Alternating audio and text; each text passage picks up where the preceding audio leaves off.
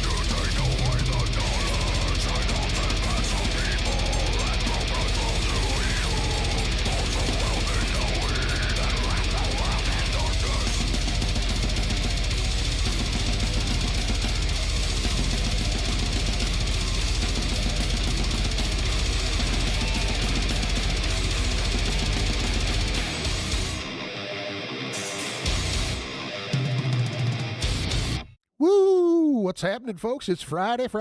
Do me a favor. Check out Lowbrow Saints Tattoo Collective, 3500 Minnehaha Avenue in Minneapolis, 612-353-4755, lowbrowsaints@gmail.com.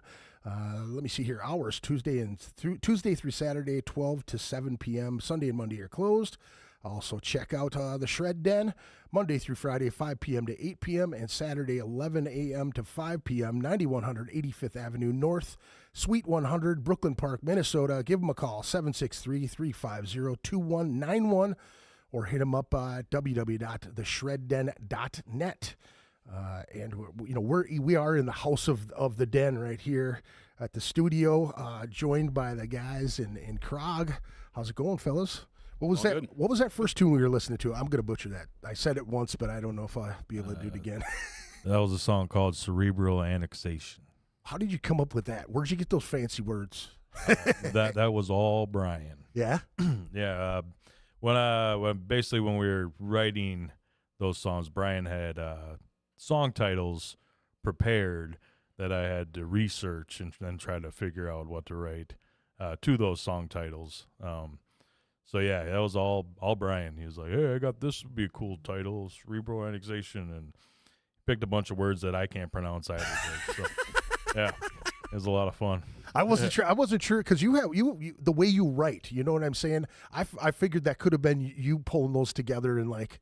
Yeah, no, that was all Brian, man. Brian came up with all the song titles on that album, other than Stagnation. I think he had all those other song titles prepared. No shit. Yeah, that's pretty awesome, dude. yeah. Picture Brian up one night with a thesaurus, with that tiger coat on, just fucking research and shit. Yeah, absolutely, man. So I kind of want to like go back to the beginning of all of Krawg. Like, how did this all come together? Do you guys remember like the whole piecing together of all everybody involved in the band in the very beginning? Yeah, the very beginning is Brian Owens put up a post, and I think it was Undead Scene, that page that Al runs or whatever on Facebook, and he just said looking to start an old school death metal band, and I just hit him up. We didn't know each other outside of names, and we got together, and I think we had the first 2 songs musically written, and then we brought Wes in on drums. Wes wasn't playing bass like from the beginning. In the beginning of that band, he was the drummer. He was our first drummer. Wow! And so I think we had 4 songs or so, and then we started working with Blake Reed, and then Anthony recommended Brandon on vocals, so it actually came together really quick. We probably had about 4 songs by the time we had all 5 of us in a room together. So it was pretty quick. It was pretty cool, pretty chill, and that's like kind of how it just started. Yeah. Now, when you got together, what did Brian have a shit ton of riffs already ready to go and like? Yeah, Brian had 1 song complete. Echoes Jakai was a second song. We started piecing that together. So the first 2 songs. I'm bouncing all over the place here. Oh, so not really knowing him and getting connected with him as far as, starting a band. Like how was that interaction? Like the first get together. You know what I mean? Like. It was cool. I think because we were getting to know each other at the same time too, and Brian and I, we found out pretty quickly we have a lot in common as far as professional life, family life, and all that stuff. So I think we clicked right away. And then, he was the one that put the bobber out there to start the band, so kind of knew that it was going to be more of his project. So right away, I think the chemistry and knowing who was kind of going to be the driving force as far as the writing went off. Right, I think that's why it worked so well right away. Right. We kind of got along really well. And then Wes, everybody that knows Wes is just Wes can get along with everybody, right? Yeah. So he was easy to slide in that seat on drums. So those first couple months when it was just a 3-piece and we're piecing some of those songs together was pretty cool. Especially with Wes and Brian, because they both like to talk. Right. So it was pretty cool. So I bet you got to hear a lot of like old school stories from their perspective from back in the day, because both of those guys have been around. I mean, everybody who's in that band has been around for fucking ever, doing stuff from back in the Ryan's days, up to today. You know what I mean? And there's so much history between those two. I mean, Wes has toured with Anal Blast for many years. Wes has been in so many different projects and so many different facets of the music scene as well. You know what I mean? Playing bass, playing drums, doing all of that stuff. Yep. So having those 2 guys in a room together, that would have been a hell of an experience. Just that first explosion where you're just feeling. Now, what did you think of Brian's playing like from the beginning? Like, because it's a different style. That's what I liked about it too. I liked that a lot. And that's kind of why. It was showing me something a little bit different than what I was used to playing or writing. Right. Because I do a lot of writing and some of my other projects. So coming in and learning a lot of his material, his technique, his style, was pretty cool. Opened up my toolbox a little bit too. Sure. So big fan of that, and he had a lot of great ideas and things to me that didn't make sense at the time. But as I learned them and learned how they come together, it really opened some doors. So yeah, it was really cool. Just to be able to kind of look into his mind when it comes to those riffs too, man. And he's got some. I mean, we were working on Song Tonight that we're trying to get in the set and relearning some riffs for it. And it's just like, just where he ends a riff and goes into the next riff, or where he has a stop and a half and stuff like that. And I think that's a lot of what made his writing style stand out a little bit. Right. It wasn't the standard 4/4/4 for everything. You know what I mean? Right. there's some things that'll catch you off guard and hook you a little bit. I think that's why it threw me off so much even back in the day, because we were, when a Chromus was like that. It was, pretty straightforward timing and pretty straightforward, a lot of feel, where I know him and Bill back in the Demonicon days and things like that, like they mashed so much together, you know what I mean? And it was always not bad in any way, but just different than what I was used to. And I was always just like, wow, they're always just jamming so much in, It really took a lot to listen to. And when you're coming up, you're kind of fine tuning your ears to see what you can hear, Right. I mean, and we were just talking about the tinnitus and the shit that's setting in now that we're getting a little bit older and shit. Right. Like back then, you're really focusing on those riffs. I mean, as a vocalist, that's something where I'm trying to count them out and like put them together where you can slide in there, and that would be difficult. I've always thought it would. Dude, I wanted to jam with Brian for like ever, and like just I know we talked about it so many times, and it never ever panned out, but. Man, he's such a talented fucking guy, man. Yeah, he was. He was great to work with. So easy to work with too. That's another part, and there was never any band drama. We've all, I think, been in this game long enough where we've ran into a few people here and there that we've been in bands with. There's some little drama comes with it. Right. There was none of that. Right. And I always said the thing about Krawg too is like it was more of a hangout session with the music on the side, Right. which was really cool too. Yeah. I mean, we'd get to practice and we'd bullshit. Talk about what's going on in our lives for an hour before we even really started jamming. Yeah. You know what I mean? Which Yeah. was pretty cool. And him Yeah. and Brandon in Oak Island. I mean, I feel like I watched the show and I've never even seen an episode.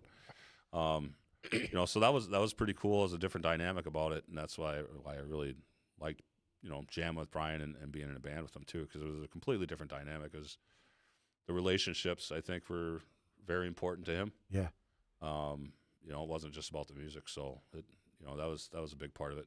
For sure. Well, I know that you and I had talked, previous to him not feeling well and not doing so hot, and you guys both had said, I know that Jordan jumped in way later and like really had a chance to sit down with him and jam with him one-on-one to learn some of the tunes before his passing and everything. And I know that both of you guys were always talking about how it was really important for you guys to just hang with him, because it was just something that he didn't go out much after, Right. Around, the whole COVID time, we all got separated, you know what I'm Yep. saying? And I just, it's cool to hear your friends and your homies in the band, like you realize that time's you're precious, you know what I mean? And that it means something, you know what I mean? Yep. And it's always cool to hear those fucking stories, you know what I mean? Yeah. And he had so many great stories. He was a great storyteller, man. That was one of the- Phenomenal storyteller. When I joined, like one of like the things I really liked, especially that you were saying the one-on-one time that I had with him, learning the stuff, just like between songs, there'd be a Brian story, I first realized this when we first had him on the podcast years ago. Yeah. Just his stories and how he just embellishment and just like how he really plays it up and like Yeah. makes a scene about it and like Yeah. his impressions and stuff and like the voices that he does for everyone and Yeah. He gets the quirks of people so well, dude. He was so good at that, dude. Yeah. and I would just sit there and feel like, yep, this is another fantastic Brian story. I think that's he would just some of the craziest shit that he would Dude, talk about. Just Us all standing around the table at Club Underground and him and Stacy telling those stories. And I think we must have stood there for 2 hours listening to those guys tell stories. And in between the bands, and like we would all dissipate, go outside and smoke or drink, and then come back to the table. And it was like, all right, it's quiet enough to tell a story. It would all poop, pop, pop, and just pop up. You know what I mean? And it's just, man, it's so crazy to see. Dude, that album was fucking amazing. That was one of those when it came out, and I even see I like Googled it looking for the artwork today, and there's a lot of reviews out there. I don't know if you guys have Googled it lately, but there's a lot of reviews out there and people like saying that it was a really fucking amazing album. Yeah. You know what I mean? Like, No, I'm super proud to be a part of that album. You have no idea. It's probably one of the best things I've recorded for sure. Yeah. Part of that. yeah, So yeah, it turned out. It's not a bad song, not a bad riff on that album. yeah, it's a solid piece, man. I mean, What was the projection as far as you guys, when you joined the band? Were you guys just trying to polish up and get enough to get out and play again, or were you guys actually starting to work on new material, or were there things? We had some new material we were already starting to work on when Mike was still in the band. We went and did that 1459 thing where we recorded a couple live studio tracks of new material. We had a third and fourth song, I believe, in the works. Yeah. And then so we had 4 new tracks going, so we were writing new material. And then when it came to bringing Jordan in the band, that kind of put the writing on hold a little bit. Right. Just to get him in tune because, Brian did want to play some gigs. He didn't want to gig all the time, but he did want to do a few gigs a year. He wanted to get out of town. He loved playing Slam Dakota. Right. He wanted to play Omaha, which never got to do, but, so he still wanted to gig. So there was a lot of getting Jordan in tune with the older material and as well as the new material. I think Devil's Den, was a new song that we're going to be doing in the set. So that kind of put some things on hold, but as far as playing live, but we're still productive as far as getting Jordan trained in and stuff. So That's badass, dude. I just think about what, I obviously you guys are going to think about what it could have been too. You know what I mean? Like it's inevitable to think that way, but I was hoping to see another album from that specific thing. Now, yeah, I was too. Now with this particular Krawg show, is this the final Krawg show? This is, you guys are going to put it to bed, or are you guys actually thinking about keeping things going to remain, in honor of Brian, or was there any talk about that, or is? I think everybody brought it up at a different time, and it Yeah. got shot down immediately. So it's kind of good. It's going to be the last show. It was very much Brian's thing, Yeah. and it as much as I'm sure all of us would love to like keep it going in his honor, like without him being there writing and like being such a force in the band, Right. like I just don't think it wouldn't be the same thing. No, it wouldn't be. There's no replacing him. There's no like emulating his style. No. Like he was like very unique, original, one of a kind, and I don't think that I mean, not to knock on anyone that's in the band, I don't think that we could do it to his level, to his standard. Right. And I wouldn't want to. It just wouldn't sound The same. I mean, his sound was Krawg's sound. Right. You know what I mean? Right. And I just don't think it would have been replicable. Yeah. You know what I mean? Yeah. I don't know. Now when it now Brandon, you're used to, now you do rap stuff. You like working with different beats, different things. How was it? And you did Dorella, you did all these other projects and stuff. Like, how was it that the process of getting to jam with Brian? Because you knew him many years before you guys like really put it together, right? It's actually kind of funny. I was like a fanboy in all honesty. Yeah. I remember watching Brian before I was ever in a project. Yeah. And I remember seeing his fingers like flying off the fretboard and like, whoa, look, that guy's, super awesome.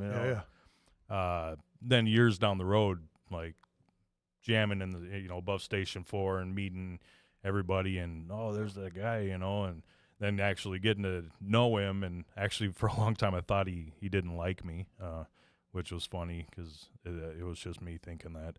But yeah, then getting to jam with him was kind of like an honor, in all honesty. Yeah. Like I was like super stoked about it. And at that time where Dorella had fell apart and then Krawg kind of, picked me back up, Right. Brian was there for that. And it was a really cool thing. As far as like writing to what he had going on, it was pretty easy because he helped me with the hardest part as far as my writing. He gave me topics. Right. Granted, they were like, well, I have to look this up, kind of thing. But he really pointed me in the direction, you know Right. what I mean? And then that really helped a lot because I'd struggle with that, quite often. That's where Dorella was real easy. Space aliens. Okay, yeah, just write another space alien song, Right. Brian was there to, hey, this would be a cool idea, and I was like, oh, I never thought of that. You Right. know? So that was really cool.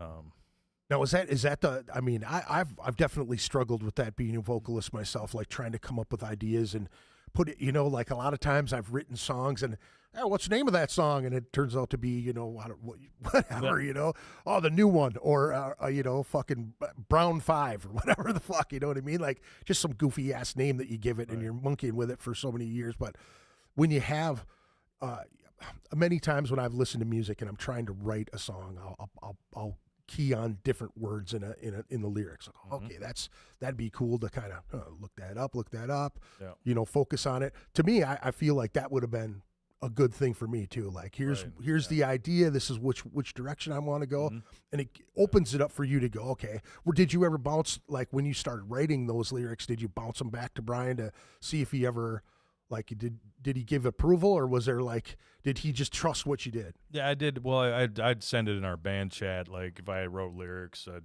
put them in there, and oh yeah, it's cool. There was one, so hopefully we can put it together for this show. It's called Skull Collector. It's probably my favorite adventure Brian sent me on. So he tells me a story about these ants that collect the skulls of other insects that get in their territory or something. They kill them and then they keep the skull.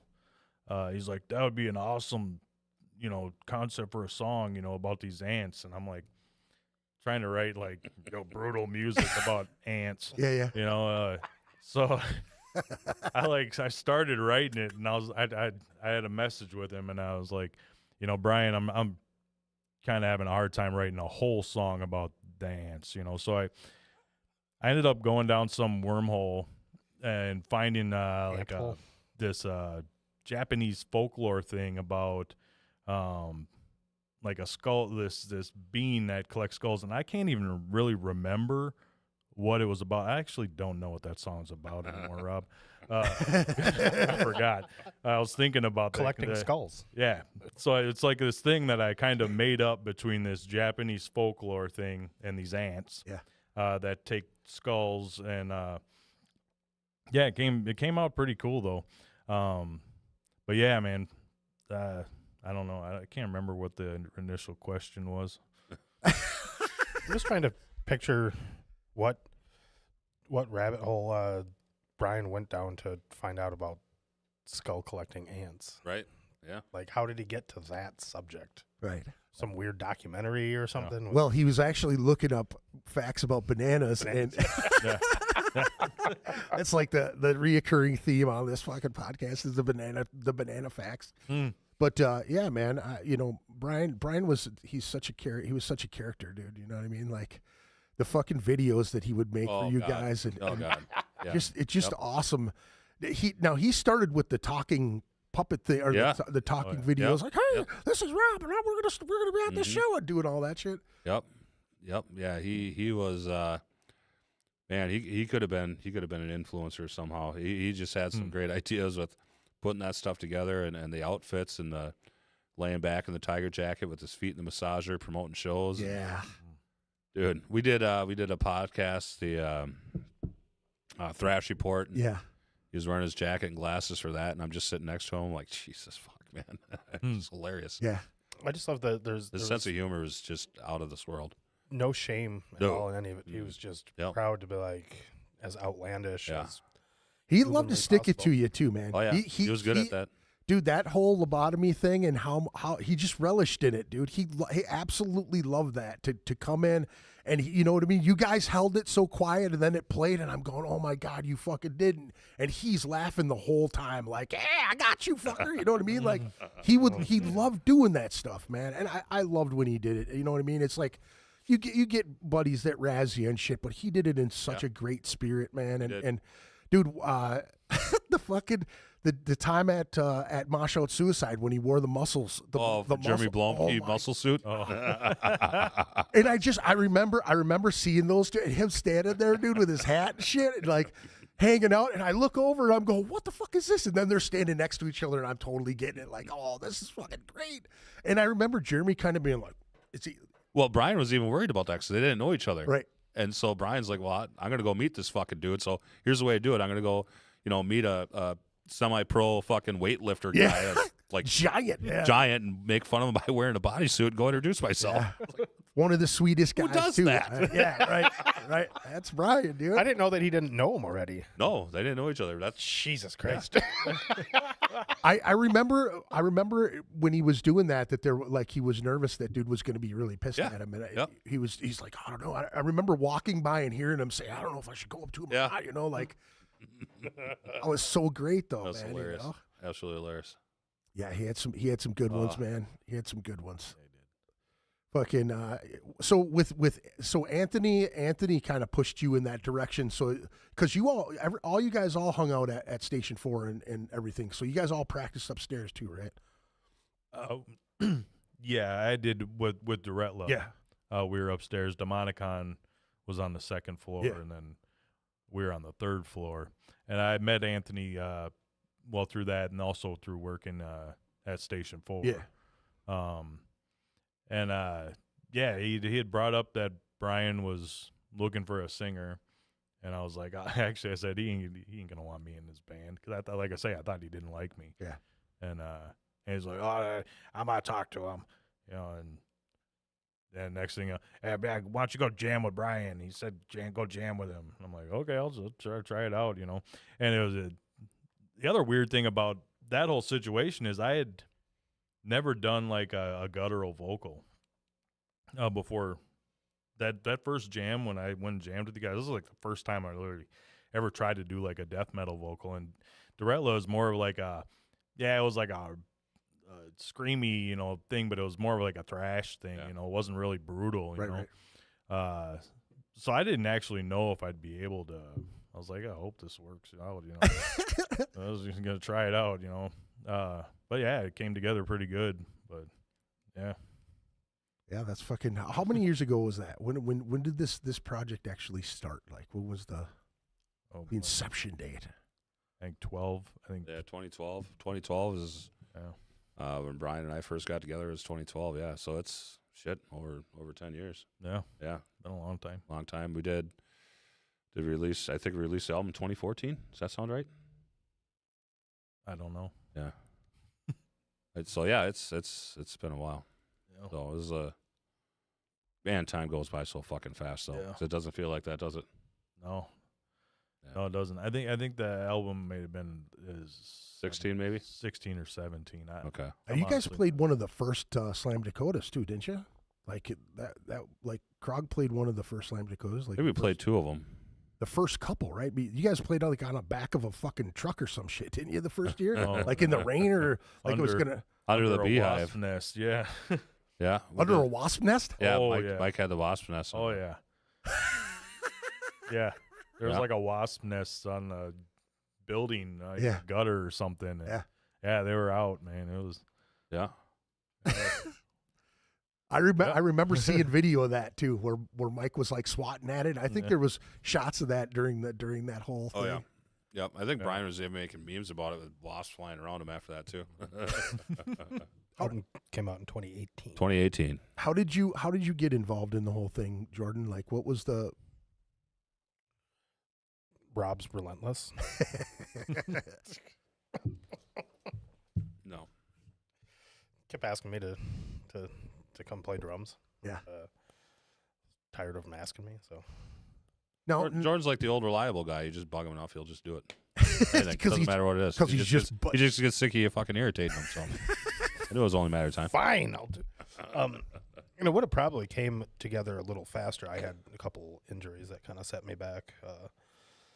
My knee, and then carpal tunnel surgery. no, that was previous or previous when yeah. I was doing Ghost Hook. Tennis elbow actually, and that was surprisingly enough, that shit sucks. Like it happened when I moved, and I fucked my arm up, and then like I couldn't even like really lift anything with that arm, like much less play drums or anything. You know, like I would go to lift something like even like a bag of groceries and just. And eventually it got better, and I was like, okay, yeah, I'll try and jam with those guys, and then I re-injured it, and Yeah.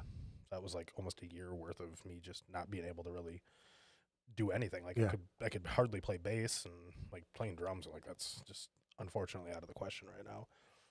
Damn.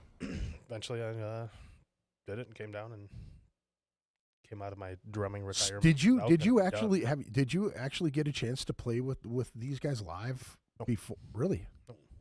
I thought you had at least one in the. No, I think we were just starting to talk about what we might do this year, right before Brian went to Florida. Yeah, we were talking about there was something that we got asked to do. Yeah, Anthony asked us to do something with a Digro and I think bludgeon, yeah, and Nope. it just and then didn't end up working out with the venue and stuff. yeah. So that was we were looking to do some stuff for sure this year, in 2025. Mm-hmm. I mean, Jordan's up to we got six or seven down with him now. I mean, we would have been ready for sure. Mm-hmm. So I mean, 2025 would have been the year we would have started gigging with Jordan on the drums. Right on.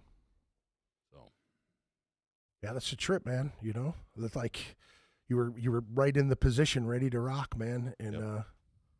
yeah, fucking A, dude. You know. So this show, I mean, he passed away a little while ago, and I know that the show was quite some contention with getting it all together, and then the venue itself. Yeah, the venue.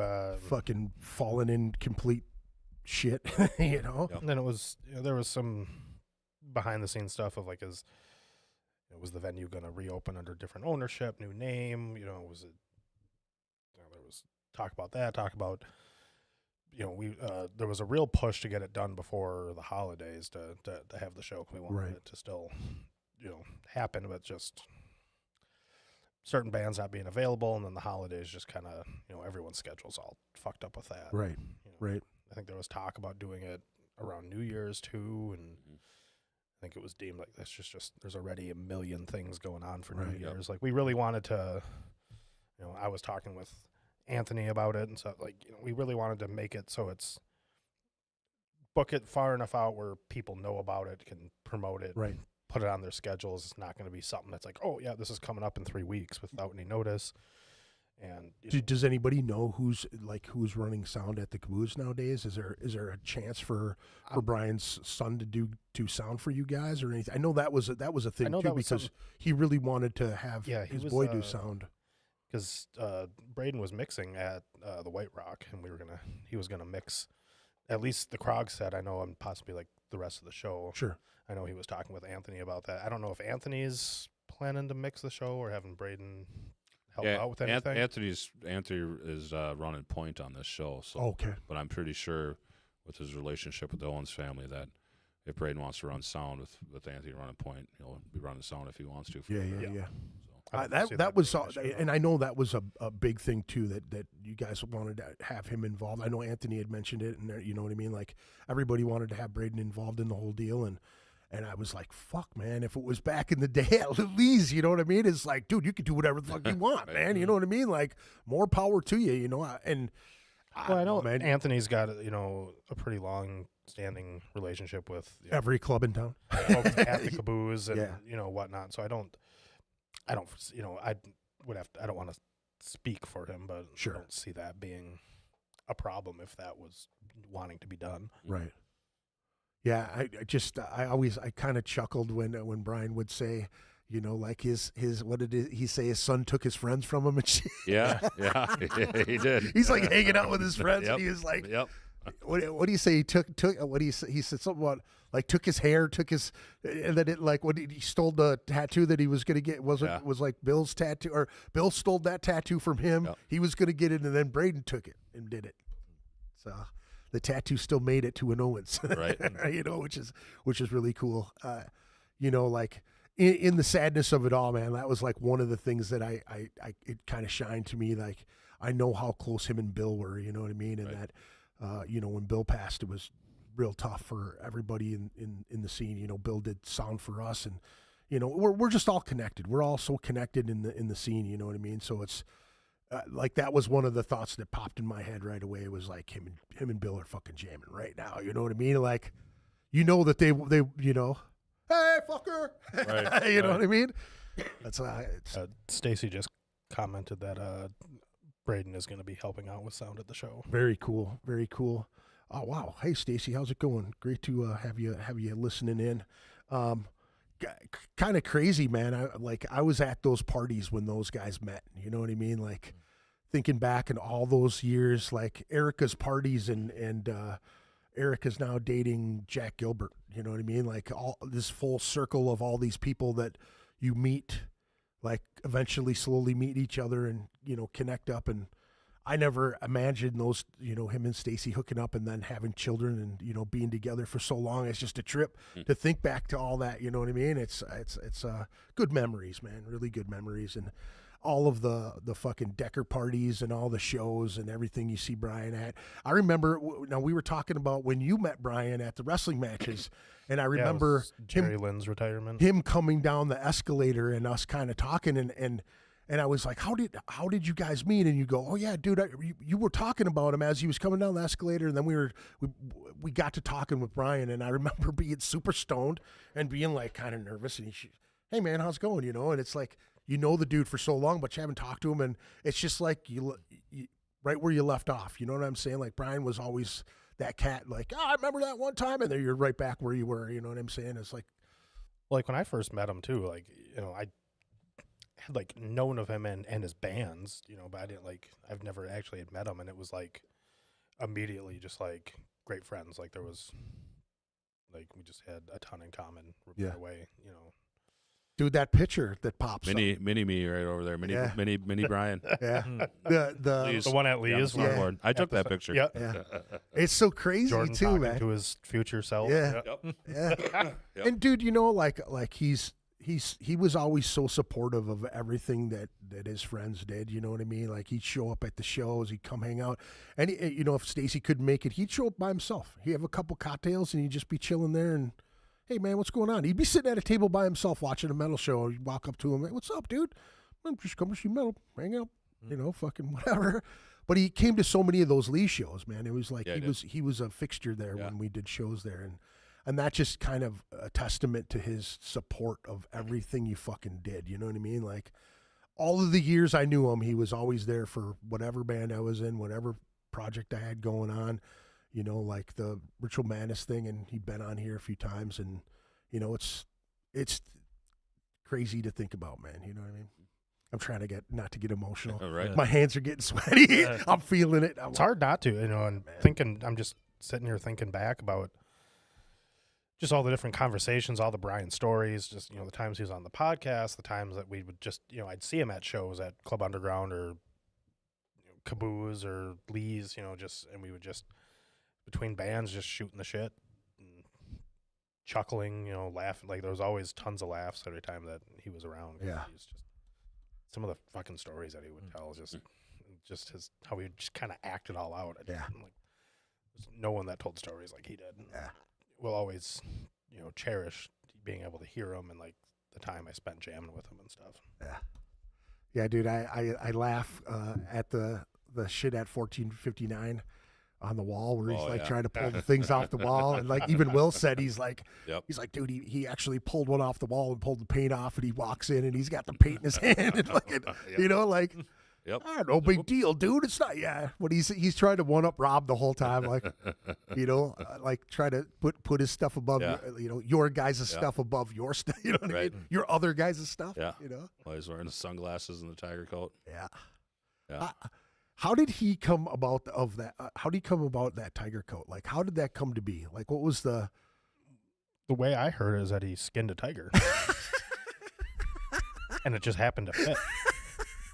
Perfect size. He's like fucking holding up the paws from one arm to the other. Wasn't it the Medis or something? He's told the story, and I don't remember it. Maybe is Stacy still tuned in? I think so. That's funny. Because I don't know the details, but I know I've heard the story of where that tiger coat came from. I have to say this. He won it or something. I have to say this too, man. Though, like with that whole Medis thing, and I know there was so much shit being thrown around and slung every which way. You know, Bill was trying to do like the best that he could. And I know that a lot of people gave him shit. You know, he was friends with a lot of the bands that got nominated, and you know things. You know, a lot of people shit on him for it. But Brian was like so old school and part of this scene for so long. And just the fact that, you know, I was part of it and like, you know, emceeing it and whatnot, I thought it was so cool that you guys showed up and he actually made an effort.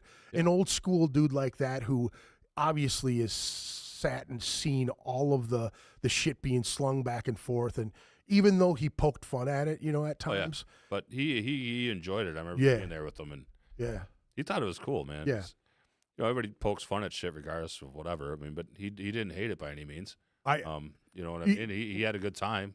Now, dude, you can attest to this too, because him and Larry would always make fun of the NYDM. What is it, Metal Mafia or whatever? They would always be throwing up signs and shit out in front of fucking Station 4 before they'd go up the stairs to jam, dude. They see Decker outside. They'd be Metal Mafia. Would be throwing up signs towards Decker and shit. And I always thought it was just hilarious because Brian was just fucking with them, Right.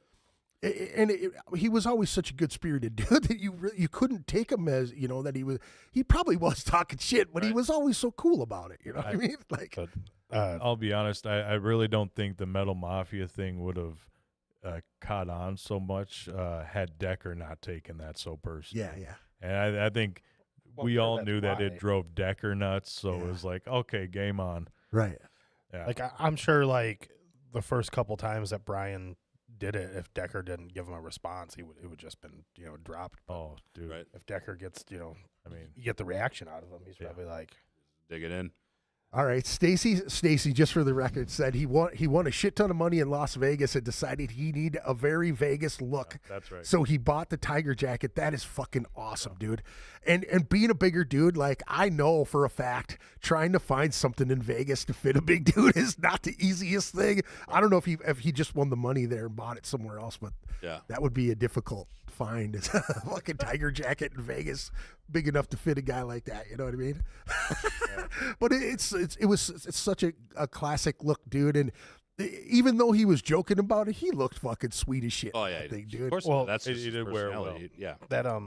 So for the show, we got some like buttons and stickers made. Yeah. And I should have grabbed some. I have them in the other room. One of them, that bolt thrower logo that I made of his name, the background is all tiger. Oh, nice. So I was like, I wanted something for the background because I did like a die cut one, and then I did like just a circle one. Yeah. I'm like, it's got to be tiger print as the background. It just has to be. Yeah. That's badass, man. That is. So you guys will have some merch and stuff ready to sell. Yeah, we'll have memorial T-shirts. merch and Yeah, stuff. well, T-shirts, Buttons, stickers. stickers. I think there was going to be a few other things I can't recall off the top of my head. I know that they, Anthony and Nate had said that they found like a bin with some old Demonicon merch and stuff that'll be putting up for like the silent auction and stuff. Now the proceeds for this show are all going to the family, correct? Correct. Yep. All the Stacy and proceeds. Yep. Yep. I want to pull that up too, because it's Glutton for Punishment, Krawg, Daigoro, Bludgeon, Inhumane. What's that? Inhuman Scourge. Inhuman Scourge. That's right. And Caustic Abyss. See, I told you I'd fuck up everything you put in front of me. Somebody, I wanted to say thank you to Charles Wagner. He jumped on here like he was on here before I popped the thing up, just saying this is going to happen at 7:30, and he said Bludgeon should be bigger than they are. And I said I agree 1,000%. They're such talented dudes, and they've been doing it for so fucking long. You know what I mean? And God, I loved when the brothers were in it, though. I'll tell you what, they were so heavy when those two brothers were throwing it down. They're still killer now, but I just loved them too. Yeah, throwing it down. They were killer. They still are killer. But thanks for chiming in, Jess Carlson, Stacy Owens, MN Old Timer BMXer, play Freebird. He says, thank you for tuning in, guys. Marion, always thank you very much for tuning in, and I love it to see so many people in the last few podcasts that we've done jumping in here and like chatting and talking shit in there and like talking shit to each other. I absolutely love it. The interaction is good for the channel too. You know, people coming in and shooting the shit, and we've been getting a lot of new subscribers too, so I appreciate it very much. If you're checking it out right now, please like and subscribe on the channel and all the socials if you can. We appreciate it, all the love, and again, thanks for joining us all the time. Anyway, you guys want to play another tune? Yeah. All right. We've got let me see here. I believe it's Harvesting the Swine.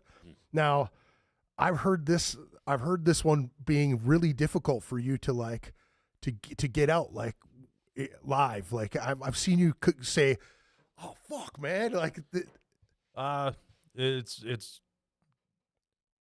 very wordy, Yeah. and it all depends on the on the tempo. yeah, Yeah, but it's actually one of the more reasonable ones. yeah. So you're saying play it faster. Well, actually, it's easier if it's fast. Slow it down then. Okay. Slow it down, like and then 30 Yeah, BPM. the lung capacity has to get pretty big. Suddenly Actually, it's a if I could, doom song. this song is my favorite one that Brian had. Him and I were talking about an article that I had read about when they were talking about harvesting human organs off of pigs, and Brian's like, "Yeah, I gotta write that song," you know. So then that came through, and I'm happy that he pushed me to write that song, because it's probably my favorite one that we wrote. Yeah, on this album, that was one of the standouts for me. Like listening through, I always listen to it a couple times before I really make a call or a judgment on any of them. You know, when you listen to an album, you could pick out the ones you're like, Yeah. oh, that hits right there. Right, That right. was a standout where I was like, oh shit, just Yeah. the cadence, dude. You know what I mean? And yeah, it throws. It absolutely kills. So now you guys get to hear it if you haven't heard it already. So we're gonna listen to some Harvesting the Swine. Listen, and we'll be right back.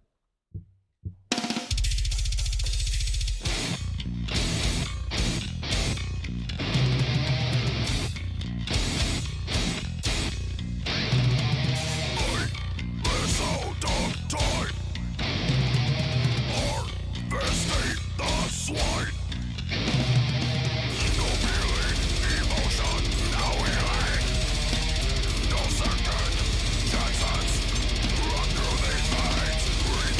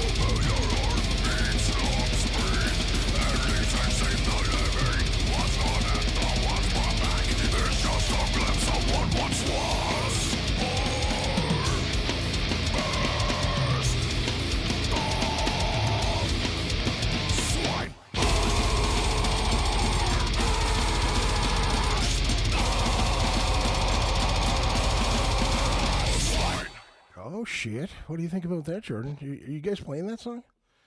Rumor has it. Rumor has it.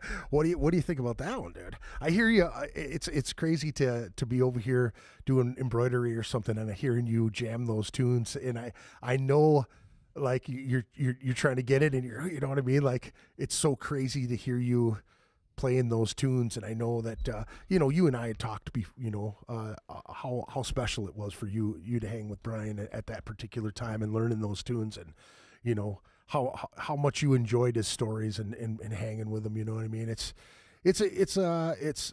great to know that you guys hooked up and on a, just the fact that you met him through me, and that that you guys became really good friends and band members eventually too. I thought that was pretty fucking sweet. So let me see what was Jess had a good, I don't know if anybody was checking out the chat, but she said she loved the song, and when it came out, Robbie was little, and I kept hearing Swipe, and Dora the Explorer was always popped into her head, and she knows, I know I know you're saying swine, but she thought it was swipe. You know what I mean? Like, thought it was funny that I always make up silly lyrics for things. Now before the podcast started, dude, you were telling me, Brandon, about a project you're kind of working on, and like, now so many people are like against that stuff. You know what I mean? Like the whole AI thing and like your idea. And I don't know if you put it out there yet or anything like that, but I think it's just a pretty cool idea that you're working on, and a concept for it. Yeah. It's just a matter of figuring out how to. Yeah. I mean, I do think, unfortunately, AI isn't going anywhere. No. Whether we like it or not. Yeah. Am I like 100% like, yeah, AI rules? Right. No. But at times, AI is pretty cool. Well, dude, I mean, just the stuff that you showed me off of, you made a song with AI sitting here. It took you like a minute and a half about sewing. Right. What was the name of it? Sewing the Night Away. Sewing the Night Away, yeah. It's just crazy that I think, I don't know, I've got, I like went down like this huge, like, wow, I really thought about it, like, man, it's gonna really hurt music, the industry, right? But at the same time, I think it may help like a local scene. It may turn into like, hey, you guys, you got to check these guys out. They actually play music, right? It might do that, right. But you never know. With that project, it's something for the hip hop thing, and it's an idea that I really have to figure out how I can make it work. And I think it'll be really cool.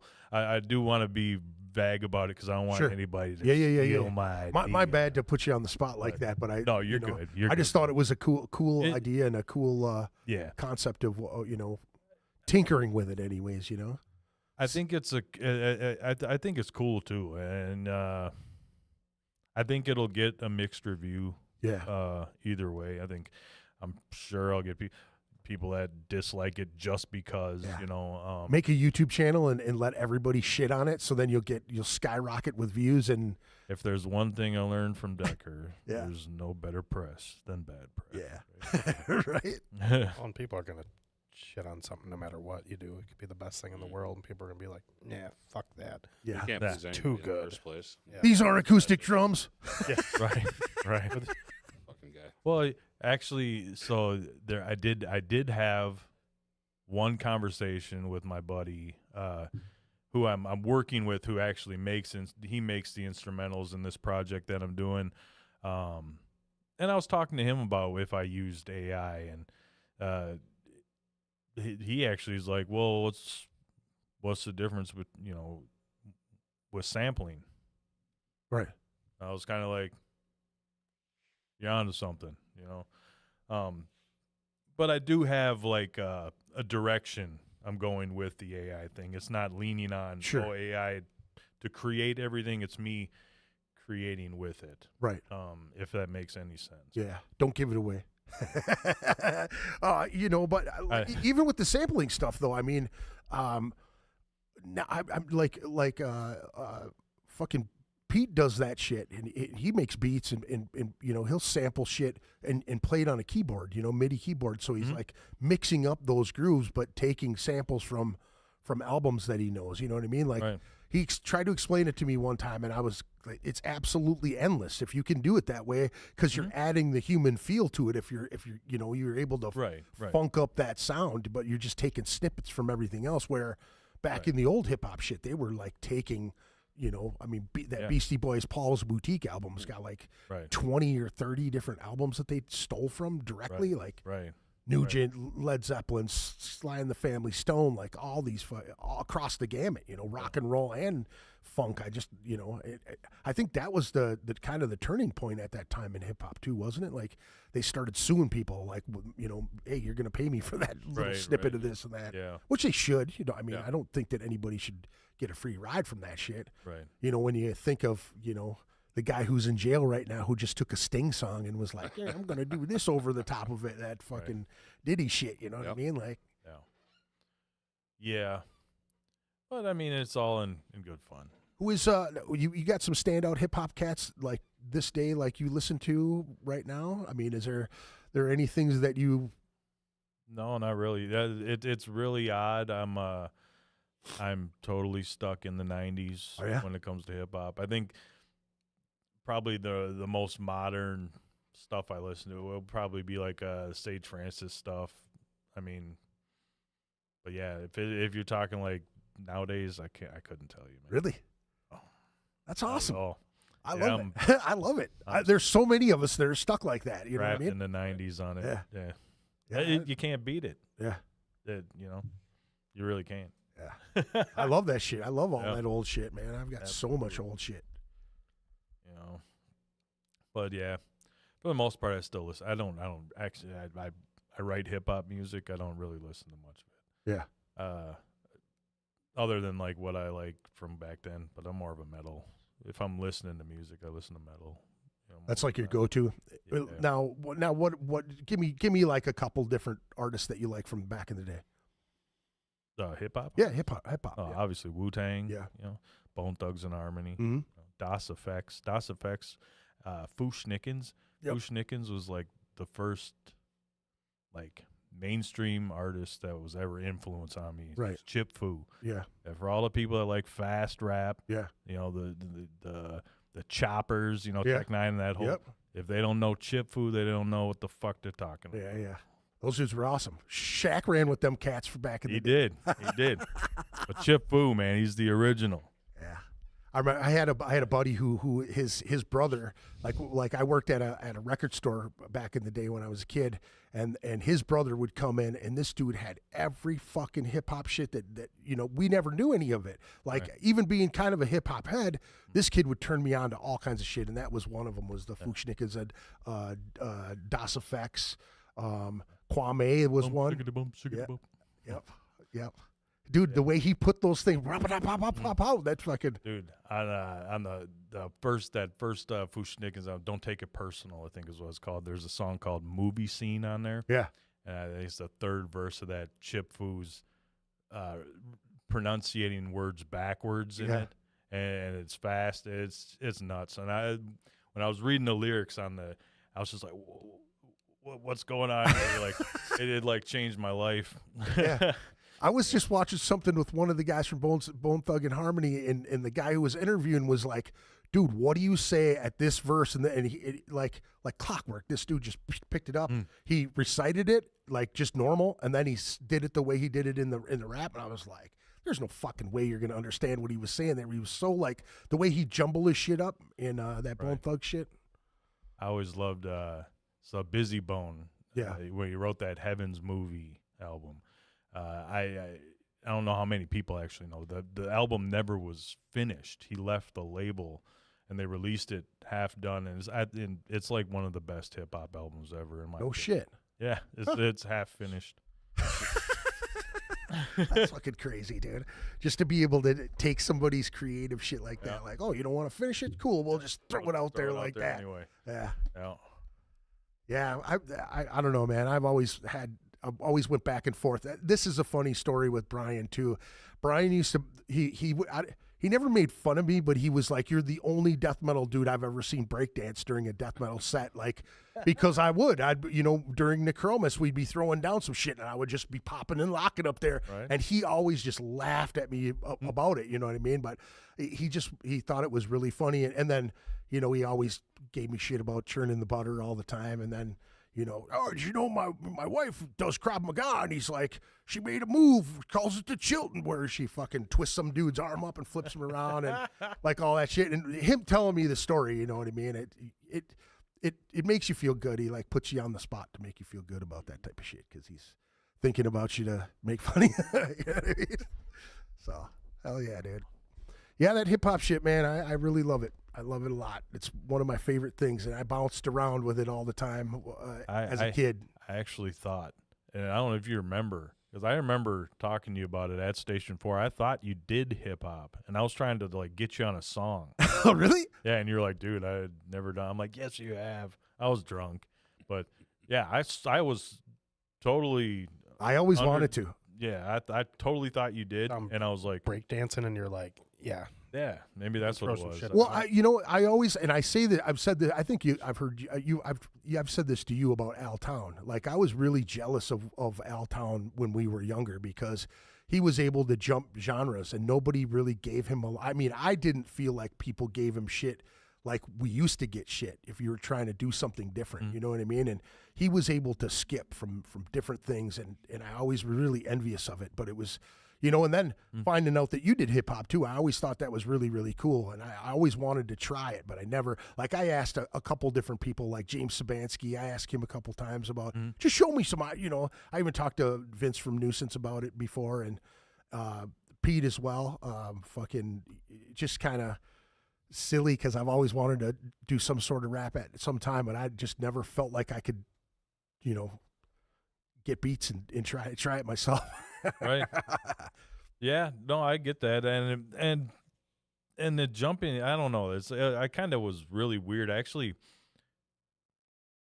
worked to make sure that everything was kept like as its own entity. Yeah. As when I was doing Dorella, I didn't actually do anything with TikTok. Dorella took like a year break at one point, and I got bored, and I was like, well, I'm gonna try to figure out how to actually do this. I didn't even know how am I going to play my instrumentals? I had to figure it all out. And, and that was like the first time I really tried to do anything with hip hop. But then as soon as Dorella got back, I was just like, all right, put that back on the shelf, and yeah. And then when it finally broke up, then I started doing TikTok more, but I always tried to keep it separate. I guess I never was like, I'm the rap and metal guy, or I'm the, You never did new metal stuff? You never mixed them up? No, I actually, to be honest with you, I'm not a fan of that. Yeah. I think it sounds really weird when you're playing like a groove and you're like all amped up. Yeah. To me, it's like, it just doesn't work. But I get why people get it, and everybody's musical opinion and taste is individual. Right. I'm not knocking anything by saying that. It's just I never jived with you well. Got it. Yeah. So what I did with the TikTok stuff to get that same, because I still want like a aggression to it. Yeah. Is I'd take it and do that with the instrumental. Mm-hmm. So I always say there's like a formula. And how do you do that? I don't have a band on stage anymore. Mm-hmm. That's a weird thing, to be completely honest. When you're used to having like a band, there's, you're feeding off of amplifiers, Yeah. there's heat, there's other people. It's that energy. Loud. Yeah. There's energy from a human being striking a drum. Yeah. Now it's just a synthesizer that doesn't exist. Yeah. It's just there. Yep. The ether. How do you get that human energy back in the room? And I figured the only way that I know I can do that is I can push everything as hard as I can and then suck it out. Yeah. Stop. And then boom, right back. Yeah. So and I realized that effect hits people. So I do that a lot in the TikTok instrumentals, is where I'll build with my vocal, the instrumental, and then and then boom, right back at it. And I see people, affected by it. Yeah. And I'm like, all right, that works. You know what I mean? So, yeah, man. Now, is that a feel that you learned from the metal more so? Like, was it something that you honed as like? Yeah, I want that. I still like that. I like that feeling. Yeah. I play music to get something out of me. Right. Man, you know what Right. I mean? That's, I think, why everybody, that's an artist. You know Yeah. what I mean? It's kind of like a release, and I need to get that release. Yeah. I want that feeling too. Yeah. So it's something I aimed for, and then when I seen it actually be effective, I was like, oh, cool, this works. Right.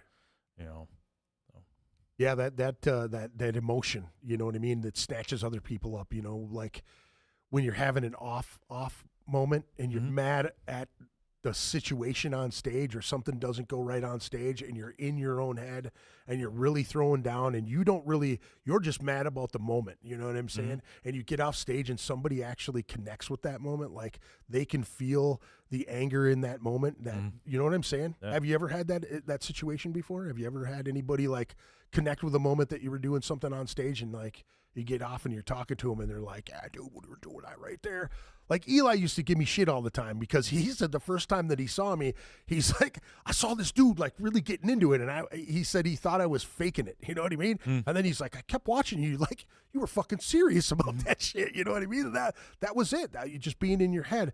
And like Brian, I was looking through pictures of Brian today, and I saw he's like him and Nick Kelzecki have that, when they made faces, or when they make faces, they were like, you knew the feel of that moment in music, or how it affected him. You know what I mean? Brian really did have great stage presence. Yeah, yeah. Like, Oh yeah, absolutely. all around, great stage presence. I remember when I first started jamming with him, and I thought he was doing like these really insane, crazy, fucking things, and I'm like, and he shows me the riff. I'm like, wait a minute, why do your fingers do that when they only need to do this? And he'd be like, oh, trust me, I spent hours in front of the mirror to make my fingers do this. I'm like, Jesus Christ. Just so he was so proud of that. Yeah. I've heard He was that so proud too. of it. Like he told me. If that. you watched him and I play the same riff next to each other, you'd fall asleep watching me play the exact same notes and then look over at him, because it looked like it was the most technical thing in the fucking world, Brandon, the way he played it. Brandon, so you said it the perfect way, though. His hand was just flopping all over the fretboard. Yeah. He did that on purpose, intentionally. I mean, to think about doing that, knowing when you're going to go up on stage to make that kind of a show, like that's genius, honestly. You know, because I back to that old Glenwood studio when it was just me, him, and Wes, even when I first started learning the material, because it was, we were just showing each other riffs before we went to the Guitar Pro thing with the tabs and the MIDI and all that stuff. And I'd be like, holy fuck, man, what are you doing? And then he'd slow it down. I'm like, really? That's it? All right, let's go. Right. I mean, it's genius in my opinion. But yeah, you watch live videos, him playing, dude. He's fucking wild, man. It was great. See, that's why how I feel about Neil Pruitt. Yep. The way he plays, like he could be doing it somewhere else. Yeah. And he always seems to move down, or is that up? That's up, right? Yep. Up, Yeah. So he's moving up the neck, and it makes it so much more interesting to me. And then he'll just, like, for aesthetic, go down here, and he's throwing it down, but he never stops moving. And I feel like that was a Brian gig That too. was absolutely Brian. Yeah, absolutely, 100%. Yeah, there's definitely, like, I am picturing a show I saw you guys playing at the Cabooze, and like there was one song, may have been Shadow Soul, like the tappy part that you guys do. Like, Oh yeah, yeah, oh, yeah. he would just like he's so just like- exaggerated that part, dude. I'm just watching. I'm just like, It is so exaggerated. what is happening right now? Like, it's just looks so flashy. Yeah. Like, just like you couldn't help but be drawn to like what he was doing and watching him. Yeah. You're like, this other guy over here is boring. Yeah. What is he doing? Yeah. Yep. He knew when you're watching. I knew. Like. It is stage moves. I loved Brian for several reasons, obviously, but when you're a photographer taking pictures of a musician, and you know that they do cool shit, and every time this is me. Oh shit, he just did that cool hair whip, and then you're sitting there with the camera ready to go, and you're looking at it, you're looking at him, you're looking at it, and then you expect him to do that, and you just start going just to get that hair whip, right? Brian knew every time when you were next to him or around him somewhere, he would he'd make that he would. And I always hate when you're looking at a player and you're like, you wait for that fucking. Brian was always really conscious of He was a ham. Yeah. He was a fucking ham. There's no question about that. Not even on stage. Just his whole fucking life, he's a fucking ham. Yeah. Yeah. Yeah. That's Brian, 100%, man. Just a character, dude, and like, dude, seeing the videos, at the memorial and shit, like, he was a fucking character, dude. Just, dude, Stacy said that she's like, I totally gave the Krav Maga move for the named it the children. But dude, the picture, was it like at Easter, or what was it that he was dressed up and he was playing acoustic bass at a church, and she took pictures of him and he had a maroon or purple button. I think it was Easter. Yeah, that whole thing. Dude, when that picture popped up, oh yeah, you could see it in his face, like. It was the lobotomy look, like, really? Like, you guys got to catch me in this shit? And he's got the face, and he's just looking at the camera like, fucking great shit, dude. Yep. I'm going to regret this later. All the talking shit. Yeah. Well, and I stumbled across Jesse's shirt, too, where all of us are on the shirt, and, that's... Oh, God, yeah. So... the memes and the shirts. Yeah. Yeah, there's that one with the Christmas one where he's got the beard flowing and the Broken Toys or whatever. Yeah. The Misfit Toys. Misfit Toys. God, that fucking shirt's amazing. His face is probably the best one on there too. Out of that fucking thing. I don't know. Yeah, dude. Yeah. Aren't there some like videos of like you guys as like elves or something? Like that's what I'm talking. That's what we're talking about. Is I don't even remember who started that. It was either you or him. I think he started it, but you went back at him with one too, didn't you? Like you opened I think he started it with me and Jesse, and then I started adding people in. I added you in, I added him in, I added Dennis Curran in as the little elf. Yeah, that thing just kept growing and growing. It just picturing the stuff in my head, it's not coming out right. It's now, so many silly things. Yeah, you know what I mean. Yeah. How many? You start getting to a certain age and you start getting a little bit older. Things start to drag on you more. Those kind of things just take everything else out and bring some joy. And Brian was really, really good at that. Yeah. Especially during COVID, man. The fucking FaceTime calls with him and Stacy and Jess and I, dude, were fucking phenomenal. I always thought this was a good one. Oh, that was a good one too. Yeah. Yep. I don't know if you want to zoom in on a camera on this, Greg, or not, but it's the band photo and then Brian as a. Oh, here, hold on. Show right that. Santa Krawg. Flip it this way. There you go. Santa Krawg. That's fucking awesome, dude. Yeah. Oh, dude, that's fucking great, man. Now, you guys went to NAMM together, didn't you? Oh God. Yeah, that was amazing. Now, how did that trip start? Because I know you've told a couple stories of that deal. Like, well, Brian and I flew out there together because Brian and I planned the trip together. Yeah. And it turned out Matt Parkins and I think his guitar player from his band or something was on the same flight. Yeah. And Matt Parkins and his guy. They had an Airbnb, and I think they were just going to take a cab to it or whatever. And Brian and I rented a car. It's like, well, fuck it. We'll take you in our car, and we'll have a little trip. So we drove through Beverly Hills, L.A., and we end up on Sunset Strip. Oh man! So that's where it started. Get off the plane, and we're listening to Poison, looking at the Hollywood sign. Brian's ready to kill me because I'm just blasting. Look what the cat dragged in. You know. I'm like, fuck you, we're in L.A., man. We're going to the Sunset Strip. We're listening to fucking Poison. Was he like? Oh, yeah. Oh, dude, he was ready to kill me. I didn't give a shit. I just had a crank.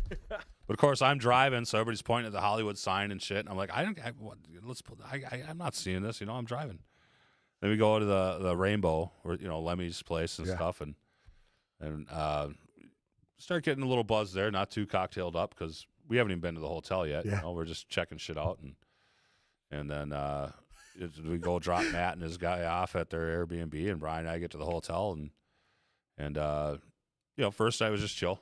We had the buzz already a little bit, chilled out, and then next 3-4 days are pretty much a blur. I remember having to carry him out of Zito's Pizza. There's a little pizza place about a block from our hotel, and so we go, and we're just fucking hammered, and he's drinking by the pitcher. He's like Eric free tagging it, right?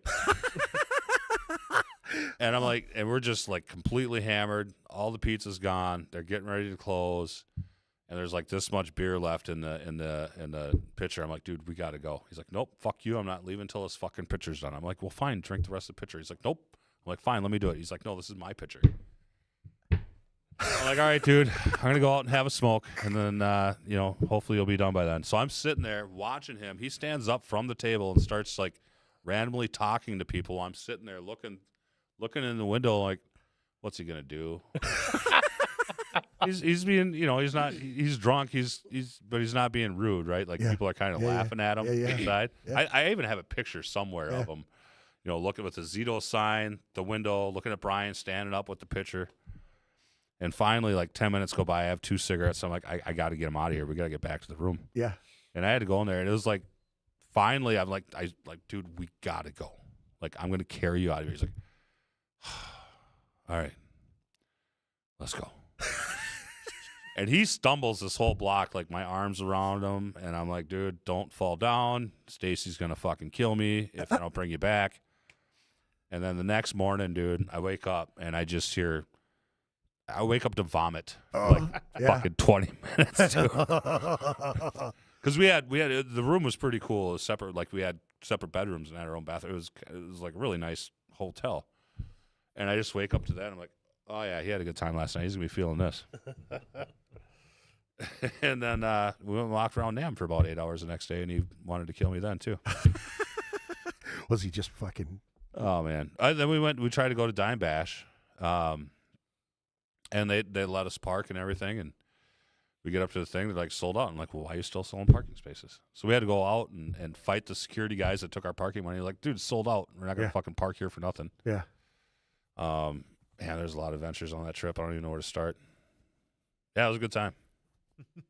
Yeah. But that Zito's Pizza thing, man. Rare form. And that was Zito's Pizza wasn't every night, but the drinking was every night. Sorry, Stacy. Healthy living right Hope there. said he at least had a good time. I know that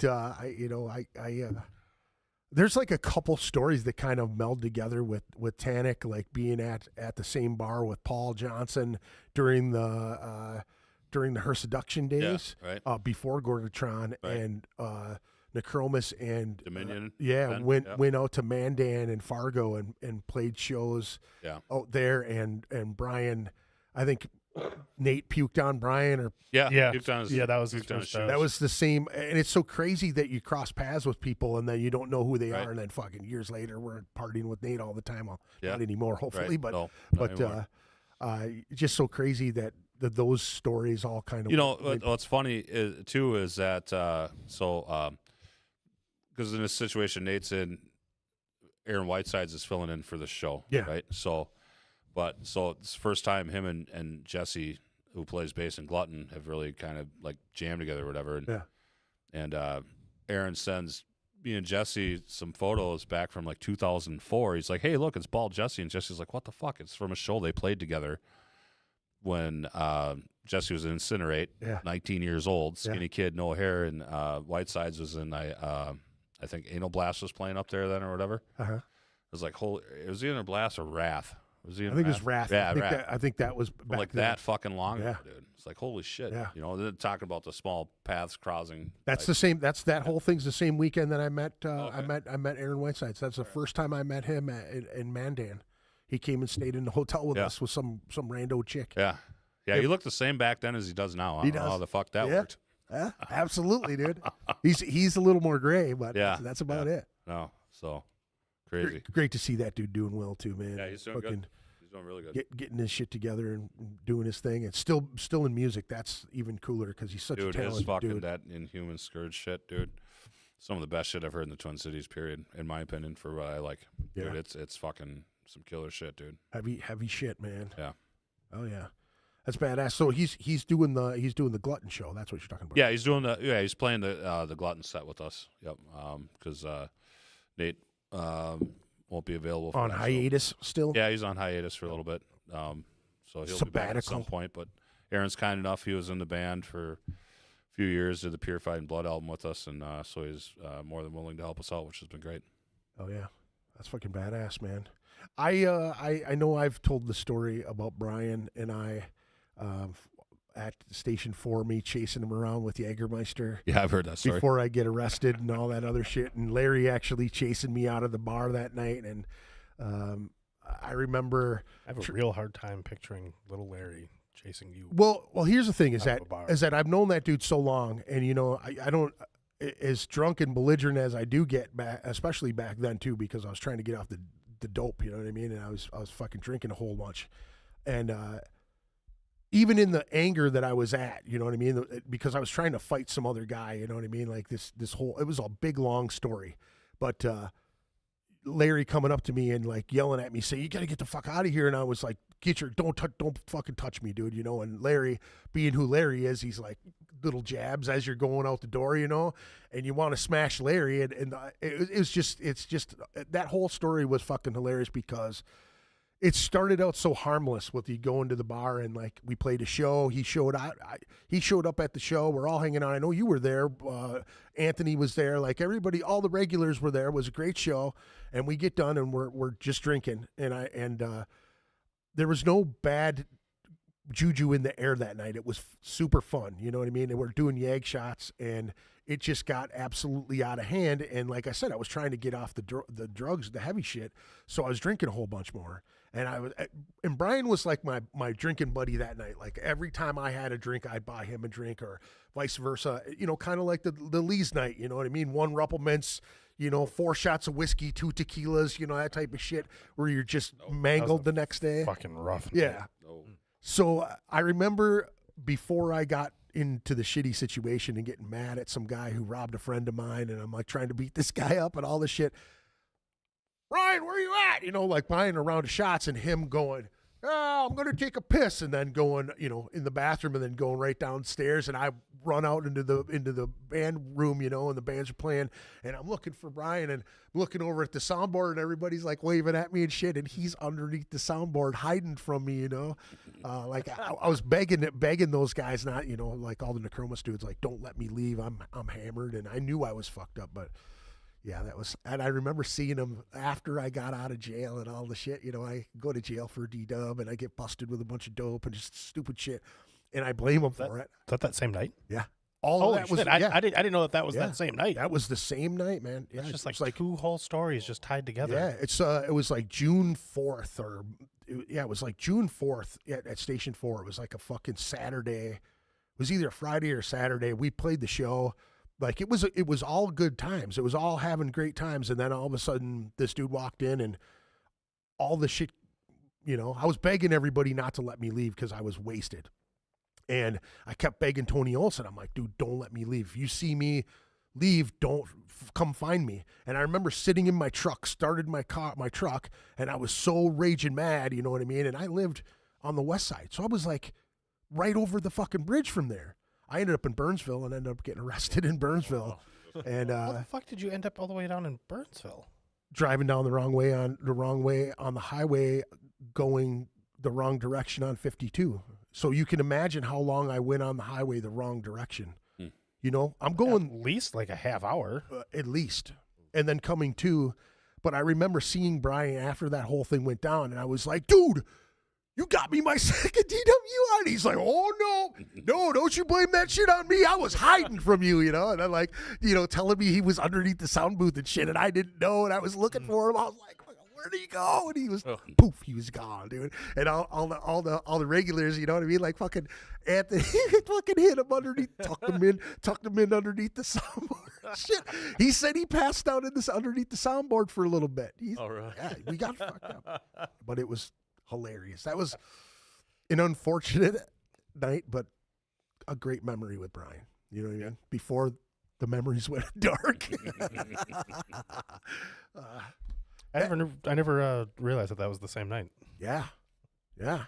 Because you've heard the whole side of that story from one end to the other of it throughout the years. Yeah. There's a lot of those, man, where you're connecting the dots of everything. You know, it's there's just so many fucking great stories about that cat. You know, like back in the day, when Chad, he used to jam with Chad Ludwig, and Chad Ludwig was he used to play in Krawg back in the day, and he was a massive dude. Do you remember Chad Ludwig? Yeah. Actually, I got my favorite Brian story has to do with Chad Ludwig. Which one's that? Oh, I'd ask him to tell this story on purpose, just so I could hear him tell it. Yeah. He'd talk about one demonic on practice or whatever, and Chad's drumming, and he was having some issues with something was going on. He was getting upset. Yeah. And he's getting raged. And now, just to paint a picture behind the story too, if you don't know who Chad Ludwig is, he was a medium-sized guy when he played in Krawg. He was a pretty thick dude already at that time, and we were kids. We were 17, 18, 19, right around that time, and this dude became a fucking giant bodybuilder, and he was huge, and he wore fucking hot pants pretty much all the time through the winter and everything. And his legs were fucking huge. He was just a monster. And I just wanted to kind of paint the picture of what Chad looked like. He was just huge. But anyway, Brian, he said he kept messing a part up or something, and he say that he got really pissed. And he's like, Brian would do this so that he's being Chad with his drumsticks. And he goes, and he said he threw his drumsticks, but when he threw them, he just opened his hands and he went, yeah. Brian would do this little sound. And he go, yeah. And then he said, and the drumstick went across the room, hit the window at Station 4, through the window, and into the middle of the street out there. Yeah. Like, that's how hard he threw but he said it didn't even look like he threw him. He just, and every time he did it, just I hear Brian doing it. It's just I'm pretty sure I've seen him tell this story. Yes, I can see him any mood I was ever in. If I heard Brian tell me that story, it made it all better. Dude, his impression of Anthony when he would get into it just had me dying, and like just his mannerisms, and like I said, Brian would pick up on those things where it was unmistakable when he was doing it. You know what I mean? Like Brian did Anthony Columbus laugh better than Anthony. There was just so many times like when Brian and I were just jamming, like that we got Anthony wanted to do a show with us, and he was talking about how Anthony called him, and every time he would talk about a conversation he had with him, he would do Anthony's voice every time. Oh, yeah. And it just fucking killed me. But he would always have the fucking because like he was like Anthony called me like, hey, Brian. He's like, however he did the voice so well, and I'm just in tears. Yeah. Just a phone call. He's talking about a phone call that he had with him, and he's just mimicking his voice, and I'm just trying not to piss my pants laughing. Stacy's laughing along. She said, "Oh my God, the Ludwig drumstick story is fucking hilarious," and the Anthony's laugh. That's fucking great shit, man. It is. So many years, man. Thinking back of all the times that we've played shows together, man. At 7th Street Entry, the main room, fucking dude, Rock and Roll Unlimited on University. Do you remember that place? That was my first show I ever played. Was Rock and Roll Unlimited. Really? Yeah, man. That was fucking. That had to have been early '90s, late 91. Yeah, that's when I played there. Yeah. Yep. And that was only open for a few years. Mm-hmm. Yep. Jay from Grand Demise, like that. He brought up you know, he's like, Brian was one of the first guys to really pull us in. It was there was like a group of them. So it was like Jim Odegaard, who just passed away, Earl Root, you know, the Free Tag, Brian, and you know, all those old bands, the Cryogens and the, you know, Sick, and all of those old bands, and like just the parties getting together. And oh my God, Brian was at the same party when J-Mo got beat up by this giant gay dude. The dude was like a biker, like you would see at the Police Academy Blue Oyster Bar. Blue Oyster Bar. This dude, we were at this party, random party, and Brian was there. I don't know if Stacy was there or not, but J-Mo started making some derogatory comments towards this gay guy. And he was a big dude. He was like, you know, 6'3", 6'4", and J-Mo wasn't. He was getting huge at the time, taking roids and shit. He was getting buff. And this fucking gay dude grabbed him by the neck and just smacked him around and tossed him over a fence, dude. And it was like, you know, all of us are standing there because we all knew J-Mo and the horror guys and, you know, Neurotoxin and all them cats. And I think J-Mo had played in Cromlech at that time too. But, you know, all those parties, man, all those fucking people, Don Tinsley, you know, we would all be at all these parties and fucking, yeah, J-Mo getting thrown over the fence, getting slapped up by the dude was just like, what the fuck did you say? And he had a huge beard. He's just, you know, he had like a like a leather collar on his neck, like a dog collar, you know, with like a vest, but no shirt on, you know, big hairy, you know, bear of a dude, you know what I'm saying? Just grabbing J-Mo by the neck, fucking over the fence. And I remember him just like kind of sauntering away, you know what I mean? Like this dude, like he just walked away like a old school wrestler, you know what I mean? Like, I just did that, you know? Yeah. Fuck yeah, dude. So many fucking parties. Stacy, you got to have a story you can tell us on the chat. If you could type fast, that'd be great. If you could pull out a good story for us in the chat. You guys got any other good Brian stories? Or I wish Wes was here, and I know Wes has had some family stuff go on and all of that. Yeah, that came up after this was already booked. So, yeah, but I know he was pretty upset with it. We actually talked about it, and he really wanted to be on here. And I said we would make fun of him, but there's no way you can make fun of Wes. He's such a sweetheart of a dude. He is. See, I don't remember the details. I don't know if it's a good story. But I do remember a story Brian would tell about you, sir. Oh God. Uh-oh. Here we go. About oh God. Northern Wisconsin Metal Fest or something, maybe. Something where you guys are playing on a wooden what do you call it? That you pull with a trailer. On a wooden trailer? Like a flatbed trailer or something? It wasn't you. Maybe it wasn't. That's why I say I don't remember the details. I remember Brian telling me a story about, or maybe that's Anthony.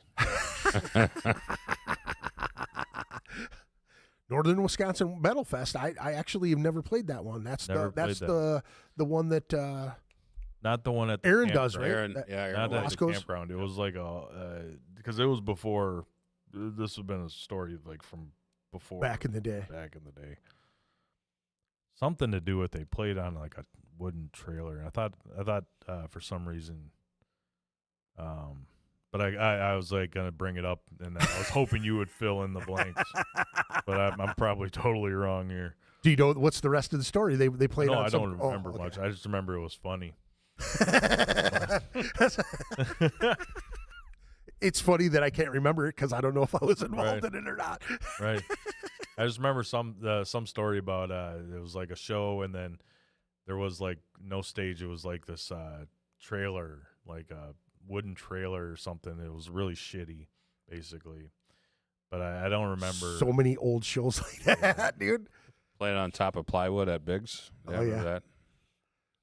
Playing the terminal bar on top of a pool table with plywood on the top of it. Oh, yeah. man. I remember playing there with Sublevel back in the day. Wow. That was ridiculous, dude. The whole, plywood and my fat ass bouncing on it. It's, Yep. Shit's about to fall off because, the drummer's sagging it too and things are fucking flopping everywhere. I actually, I played a TikTok show at the terminal bar one time to 2 people, and they had one speaker that worked out of their entire PA. and I spent half my time making fun of the two people that, like, dude, you brought her here. This is like the worst date ever. You brought her here to see me. It's me and you two in this room, literally. This sucks. Did they dance? Oh no, they laughed. They thought it was funny. It was. I was trying to be funny. You know? Yeah. I was giving them a hard time. You know, I knew it sucked, but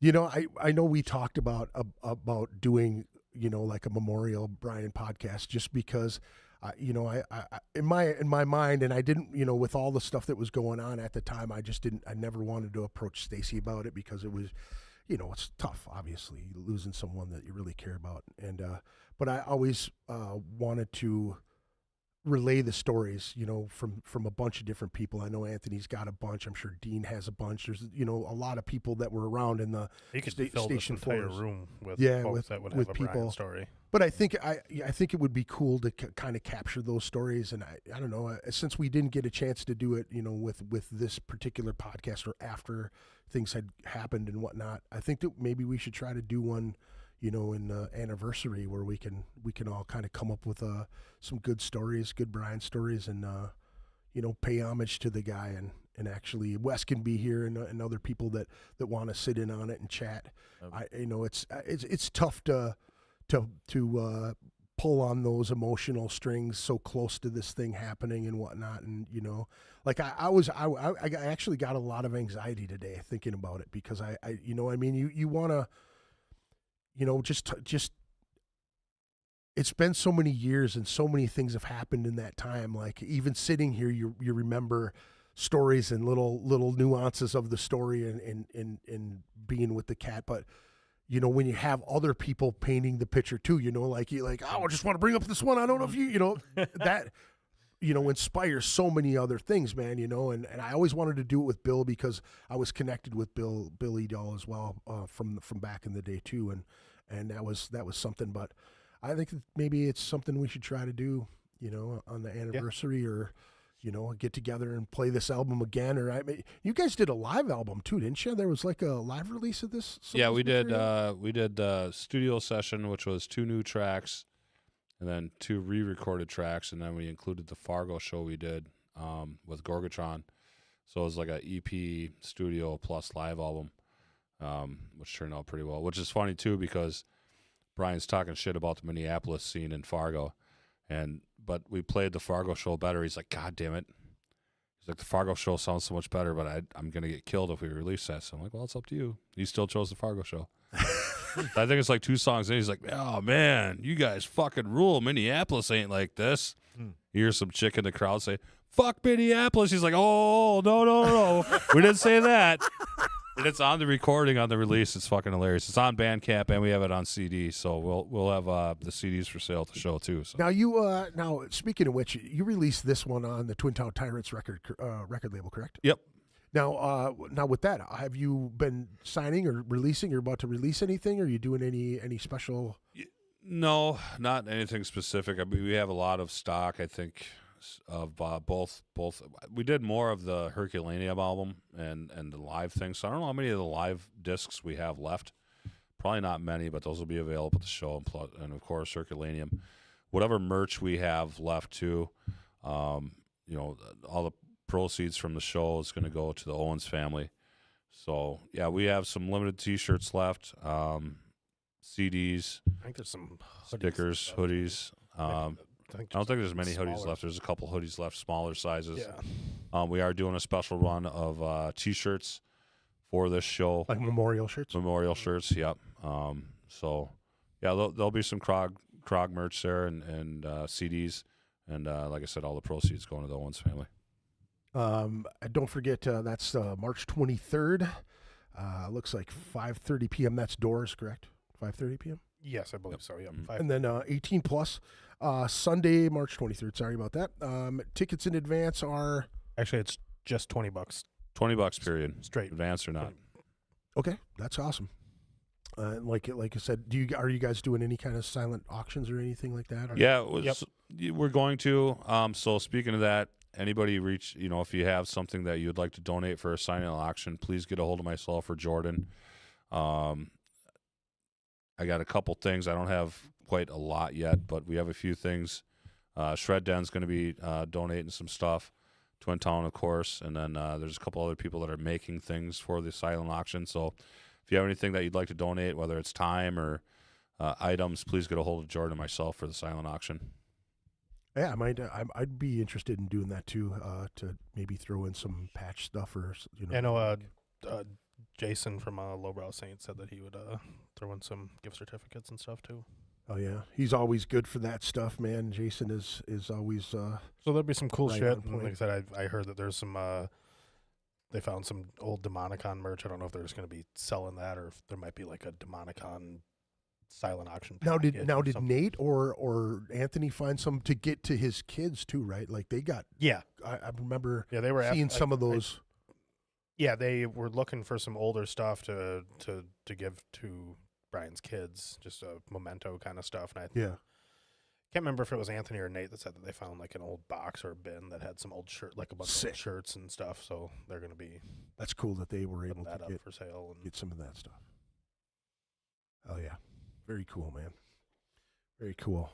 I know. I at the memorial thing, I said that I got up there to say something, and it really kind of struck a key with me because, you always like to see your friends do well, right? And when your friends are doing well and you're inspired by it, and Brian was always one of those dudes, in my opinion, like his actions always inspired me because, him and Stacy were madly in love with each other. They had 2 great kids. They raised their kids real well. With good heads on their shoulder in a shitty part of town. I don't know how they lived in the hood and pulled all that off, man. But I said that to strive to be like Brian, you know what I'm saying? And Brian was always very accepting, very supportive, very cool. Man, he was just such a solid fucking dude. And I mean, the term "one of a kind" I know gets thrown out there a lot, but yeah. like, he truly was. Like, he was so unique and just welcoming and open.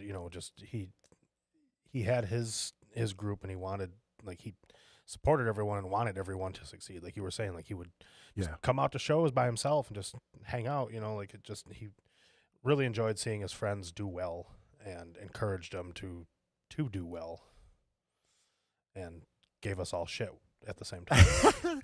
Yeah, he was one of the first people, man. When we did those T-shirts and shit, he was like one of the first people to get one and like cut the sleeves off it and wear it to a show. You know what I mean? And like and when your friends are playing on stage with your gear on, I always find that so like such an honor that your friends support you and like, you know what I mean, like are pushing you forward. Brian was one of them dudes that always pushed people forward, man. I don't think, even if he didn't like you, he was still nice to you, man. He's just one of them dudes that he just brought a lot of positivity to everything that he did and all the people that he was around at all times. You know what I'm saying?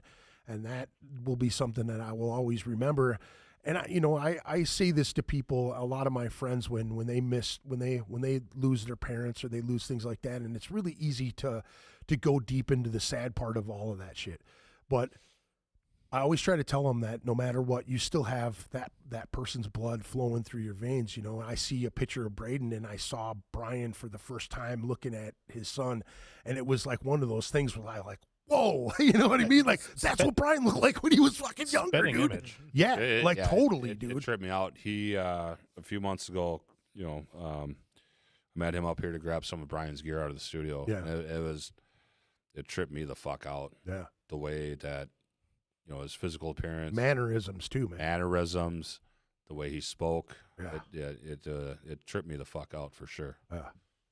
Yeah. But I said that at the memorial that I was honored and lucky to know the guy. I was really fucking one of those dudes that was like you hear this a lot when people pass, that like they lit up a fucking room. He did, man. He really, really did. He was like you were drawn to that light. He was like, you were the moth and he was the light. You were going to Brian to say what's up. You know what I mean? Anytime that you were at shows and he was telling a story, it would like suddenly you look around, there's like a crowd around him. Oh, yeah. He would just like, you couldn't help but be drawn into to hearing him talk, and just like I said, he would make it a spectacle. Yeah. Like every story, everything that he would do, like such a a fucking showman. Yeah. Just I've always considered myself a pretty good storyteller, and he's always been, like I said, he's always been an inspiration. That dude's like, he always has been, no matter what. The first time we had him on the podcast, I don't think one of those ones that I barely even spoke, because I was just like, and not to say like you guys wouldn't let me get like a word in, but like just. Well, it's true. Probably true. But the stories between you two and just like the banter, I was just like, this is amazing. Yeah. Yeah. Just such a, especially when you guys talking about the scene, before my time, Mm-hmm. Just bands that I had, heard about and listened to, like getting into the scene, and it's just like hearing about how things were back in the day, and just like such shit that you guys would get into. Oh yeah. Yeah, man. Yeah, a lot of Decker shows, man. A lot of that shit, man. Fucking yeah. Even like pulling away from the scene for a little bit, like the whole Inferno time, like I never experienced any of that shit. I lived through other people when it came to that Inferno stuff, because I hated Decker at that time. You know what I mean? It was so crazy because, like guys like Brian and I, we fucking did everything we could to get on those shows, man. We tried to, you're trying to get your band out there, and Decker was the key to that whole thing, and I don't know how many fucked up trips we would take with him, to Milwaukee or wherever else, I've told this Decker story a million times where he always loved to moon people, you know what I mean? And he always had that look like he never washed his ass look, you know what I mean? Like where the skin, it's like brown and then it's like dark brown, you know what I'm saying? Like, but he had it all underneath his fucking front button shit too. But we almost got kicked out of a Milwaukee Motor Inn because Decker pulled the fucking mattress off the bed and stumbled backwards, and his naked ass went through the window, smashed the window, and cut his ass all up. You know what I mean? There were so many stories like that where we. Well, and because Brian and his guys in his band were like us, they were well behaved metalheads. Where Decker was like, let's fucking tear this place up in food fights in Chicago, and him rubbing his asshole on a dude's windshield with a fucking ice cream cone and shit, dude. It was just ridiculousness, man. I told you that story, haven't I? I don't think so. We're in Chicago. We played a show with it was Flesh Grind and God, I can't remember the Flesh Grind, Eye Gouger, Necromus, and damn it, I can't remember the other band. Anyway, we go to this fucking buffet, and he's like, he keeps making fun of us because we're not being as obnoxious as he's used to being out on the road with these bands. Like, he would go and be the tour manager for these bands, and they would just be tearing shit up all the time. We were fucking kids, you know what I mean? And we're in Milwaukee, or we're in Chicago, and we're in this fucking this buffet, and he starts throwing food at us. You know what I mean? Like Decker plates like this. I don't know if you ever ate at the Greek place across from the from Ryan's with Christos? Yeah. Oh, did you ever eat with Decker over there? I didn't eat with Decker. So plates like this, and he's throwing food at us, and he's like, we're not leaving until I get an ice cream cone. And he gets an ice cream cone, dude, and he's eating this soft whip ice cream, right? And he gets out to the car, and this dude is walking in from his truck. And Decker goes, and he takes the ice cream cone and he throws it at this dude's truck, and it smashes on the fucking windshield, and he pulls his pants down and he gets on this dude's truck and he's wiping this ice cream cone. Now, if you knew Decker, he was a big fella, and you know what I mean? He had a front button shit, so it was like he had these sweatpants on, dude, and he just swished this ice cream cone with his asshole, and then, just pulled his pants up, and off we went. We just kept going. Like, this happened all the time when you were out on the road with Decker. Like, almost getting arrested, almost getting kicked out of your hotel at 4 a.m. because he's shit drunk and puts his asshole through fucking, yeah, some good stuff, good stories. Yeah, good times with Decker. I got kicked out of a casino because I was wearing a anal blast shirt once. Yeah, I got lots of bad looks because of the anal blast shirts that I had. Good stuff. I hung out with Decker quite a bit, but I tried to limit my time away from the corner of 4th and Sibley with Decker. do a few trips a month, maybe. Yeah. But I'd bring him out grocery shopping. My favorite, if we're getting into Decker ice cream cone stories, is There's more than one. Decker would, he'd want to go to Dairy Queen. Hey, 12. He called me 12 steps. 12 steps. Why don't we go up to Dairy Queen? And so I'm like, yeah, let's go get Dairy Queen. So we go drive up to Dairy Queen, and this one time he orders a cherry dipped cone, and we pull around to the window, and Decker, kid's holding the ice cream cone down, and Decker leans over me and he gets the ice cream cone in his hand, and he makes sure he gets. And the kid's like looking, and Decker's looking. And he goes, "Thanks, kid. That looks just like what came out of my ass this morning." And the look on that kid's face, I'm pretty sure that kid remembers that to this day as well. Dude, I told the Tino's pizza story. Have you ever seen Decker eat a Tino's pizza before? Or, the party pizzas, remember those things? Tino's party pizzas? We're fucking smashed coming from a show, and I go back to his place with him, and he used to stop at the 7-Eleven that was on the corner of where he lived in his apartment over off of like Pillsbury. It was like Franklin. There's a liquor store. There's like a 7-Eleven. Anyway, he'd go into this 7-Eleven, and he would fucking get Totino's frozen pizzas, dude.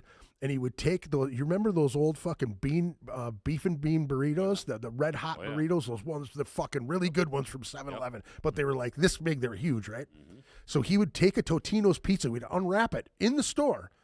There's no pizza oven in the fucking 7-Eleven, bro. Only microwaves. So he would microwave his pizza to be pliable to wrap around his burrito. And he would microwave both of them. Now, you can imagine the sloppy, gross cheese with a Totino's party pizza that's like saltine crackers with tomato sauce over the top of it, right? But he just rolled it up, dude, and just started eating that shit as we're walking back to his house, dude. It was I've never been afraid of food in my life, but I was like, what the fuck is going on here, dude? Rolling up a Totino's party pizza over a red hot burrito. That was Decker. Good stuff right there. How we got into Decker stories, I don't know. I'm sure I brought that up. That was my deal. Did you? I never got to. I never knew Decker. Yeah. Like I met him a couple times. You are lucky. At Station 4, just going to shows and stuff. He'd be handing out flyers and shit. But like, there are so many stories that I have heard about him, and I'm just like, everyone. I'm just like, what the fuck? It was Earl's funeral. No. Wait, no. This is when Earl was putting on the Metal Fest with the main stage and entry, and this had to have been 2003. And Tempestuous is playing the entry, and then Anal Blast is headlining it, and then so Tempestuous goes on, and Justin is probably, I don't know, 10, and it was all ages. So Jess is there with Justin, right? And so we play our set. Everything's cool. Go out on the floor, talking to Jess, and Justin's like, oh, whatever, he's 10. Here comes Decker, big stack of fucking porno mags like this, just ripping pages and out of it, just throwing it all over the fucking floor. It's like, dude, this is an all-ages show, and he's just throwing porno clippings all over the fucking floor. I'm like, well, Jess, I guess take Justin home. I'll see you in a couple hours after the show. Dude. Yeah. No, I had to kick his ass almost one time. He was, I guess he wanted some Amy chick that Fancy Pants Pete was with or something. We were jamming upstairs with them, with Ken Coy. We were doing the Tempestuous thing too. And Decker comes up just fucking hammered, banging on her fucking door because he knew Pete was up there and he wanted to kick Pete's ass. And I'm like, oh, man. Ken had to break everything up. Ken was, of all people, Ken Coy, the sane one for once. But, yeah, I don't have a lot of Decker stories because I tried not to hang out with him, but I have a few. Like when he was doing this Taste of Minnesota stuff, there's another one. Justin was a little bit older this time. He brought him in the trailer, and we were there with Ken, and he was just fucking hammered, just belly hanging out. It's like, he was. I was never a fan of Decker. Yeah, there's a lot of people that were, and there's a lot of people that weren't. Yeah, in my life, he's the only person I've ever seen naked that I literally had no opportunity, thankfully, to see anything other than like he like covered his own private parts for you. It was very polite of him. I've seen that dude in like Dude, he would walk down the various- hallways oh, yeah. upstairs there. Yeah, he'd go to the bathroom just butt ass naked. Then he'd bitch at you about it. He would never have made it in like this day and age. no. Not a fucking. Well, didn't they chance. try to didn't they try to get? Did he try to get canceled? Like so he was already passed away for fucking 5 years or some shit, 6 years, Yeah, 10 somebody years or did. some shit. He And was a pedophile. you know, I have to say it. I mean, there's 100 nasty things you could say about the guy. There's bad things you could say about the guy, but he just literally did a lot of good for the Minnesota metal scene. Oh yeah. And I appreciate the work that he did. Oh yeah. Even if it was like a pain in the ass, he taught me a lot, man. Like, yeah, he'd make you go flyer, and you'd have to flyer, and you'd have to prove yourself. Yeah. You know, but the way he did things, really, really like helped me learn when I first started gigging. Yeah. You know, a lot. You know, as a mentor in a way. Oh yeah. You know. Yeah, he definitely was for me too, man. Right. There was a lot. Dude, yeah, I used to have this old Datsun, this old like gold Datsun, and we would drive around with it. The way he would stop it at clubs, his brakes were so bad, he would just drive it into the wall to stop his car and then throw the fucking emergency brake on it. Was just hilarious. You know what I mean? But so many of them trips where you would be, you know, fucking tooling around with him, blaring fucking death metal in a little Datsun with two big dudes rubbing elbows going to every single store to fucking drop off flyers, you know? Yeah, a lot of bad stories about that dude, but there's a lot of cool ones. A lot of things that he did inspire a lot of people to do a lot of cool shit. You know what I mean? Yeah. I hear it a he lot was with a the whole pain. MIDM thing too. He was a super pain, like quite often, but you know, I could easily say a bad thing for a good thing. Yeah, with yeah. that guy all day long. I agree. I went to jail because of him. Right. I went to his house to kill him, and I got put in jail for it. Yeah, beat up by the You were cops. calling him on the payphone or something. Yeah, I was calling him on the payphone, screaming at him. There's like a whole bus stop full of brothers, and they were just going, "Yeah, tell that motherfucker you're gonna kill him," you know. So I walked past Now he used to live with this dude, Fat Cat. He was a big promoter too, but he was like 6'4", 6'5", and he was just round, a big round dude, and he always wore bibs. And he sent Fat Cat outside with this big metal pole, you know what I mean? And I had a bat, and I had the fucking crowbar and some other shit, you know. And I was like, "Better go back in the house, fat man, before you get your ass fucked up," you know what I mean? And we're yelling and screaming, and he wouldn't come out, you know. He just ran his mouth on the phone, and he wouldn't come outside. And he's like, "I'm calling the cops, Greg, get the hell out of here, I'm calling the cops." He kept saying, "Hey, fuck you, you fat fucker," I'm screaming at him. And then the whole phone incident, and then when the cops pulled up, he's in the window going, "That's him right there," as I'm walking by, like, you know. Cop gets out, it's raining out. He got mad. He pushed me up against the wall and punched me in the head and all this other shit, you know. He goes, "You must be the asshole we got a report about. People could hear you yelling and screaming you're going to kill somebody 2 blocks away," you know. And when he said that, I just envisioned all those brothers like hanging out the fucking bus stop going, "Yeah!" It's like, you know, like the the jazz hands and everybody going, "Yeah, kill this motherfucker," you know. Just funny shit. Yeah. Decker stories, man. Yeah, good stuff. Yeah, man. You guys, Brian also had a really good Decker impression. what Brian did? Yeah, just his voices that he would make Yeah. up for everyone. It was Like I said, he was fucking excellent at being able to, you know, pick out those little nuances of people, man. He was good at that shit. For sure. That he was. Well, we got one more tune here too, fellas. Is there anything else that you guys would like to shoot around at all? I know we're hitting the flyer here. Sunday, March 23rd at the Cabooze. $20 at the door.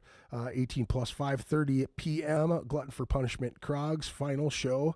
Daigoro, Bludgeon, Inhuman Scourge, and Caustic Abyss. Check out that show. That's going to be a blast. There's going to be a lot of people there, lots of stories, lots of good stories, and hopefully we can get some people to commit to the podcast for the next time. Or that'd be awesome. I know that Stacy said that would be amazing. There would be so many stories, and I agree. And I didn't want to, run at her with it with everything going on. It's just one less thing. I think having folks on here sharing stories, and even if folks can't make it, you know, if we Yeah. figure out a way to have them call in, Yeah, you know, it's a perfect way to, you know, immortalize Brian's gift of telling stories. Yeah. You know, like have it on record, like what, you know, all the stuff that we loved and all the stories that we love hearing him say, you know, to forever have that tangible for someone. I would love to have Stacy and the kids come on, and you know, because they would be, you know, be able to tell some really heartfelt, good stories that would probably really be touching and good stuff. You know, that'd be really fun to have them on. And I know Wes was saying too that when he told me that he was going to be able to make it due to family things tonight, he was asking about, you know, being able to call in and stuff, and I was just panicking because I was like, fuck, I've been meaning to get that figured out too, because with my other board I was able to just, you know, Bluetooth it and anybody could call me directly and we'd be able to get them on the phone. But maybe I'll figure out how to run that That'd board. be a good goal to get that done for that. Yeah, it would be nice to have Anthony here too, you know, because I'm sure he's got a cajillion stories to tell. Oh, I'm sure. You know, like I've been fighting tears, telling stories. I almost went when I was talking about the memorial, but you know, it's just it's a purging. It's a good thing and a great way to remember a friend. And I know he's pushing us all along, man, cheering us along. So you know, it's going to be a good send off. I think this show should be fun, and all those bands are connected with him in some way, and you know, good friends and good folks and good stories. And make sure you folks can make it out. What do we have left? A Shadow Soul, right? Shadow Soul, yeah. What is this one about? Anyone? It's about I like this. oh, it's about. So Brian had explained this to me. It's about if you have a soul, but your soul doesn't want to be with you. It like wants like a disconnect or to be rid of you in a way. That's a shadow soul. I kind of had to research it, and then so basically the song's about having a soul that only wants you dead. That's a fucking sinister deal right there, dude. Your own soul wants you, wants you gone. Your own soul doesn't want to be, you know, bound to you. Yeah. Dude, it's a great concept, man. Yeah. Dude was a genius, bro. Well, I appreciate you guys coming in and chatting and sharing your stories and talking about the show and, you know, about how this thing all came to be. And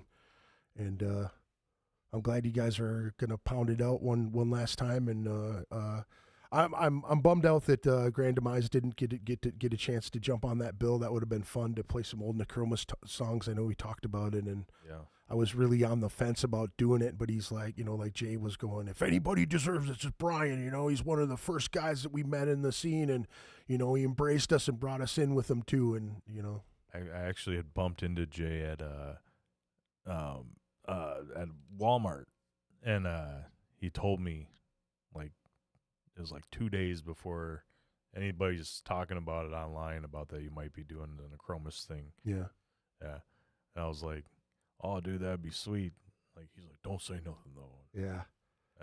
That would have been cool. I was looking forward to it. You know what was crazy is that, like, after the first show didn't happen and everything, you know, Anthony calls me up out of the blue, and I'm like, why the fuck is Anthony calling me? Like, he doesn't just call me out of the blue, you know?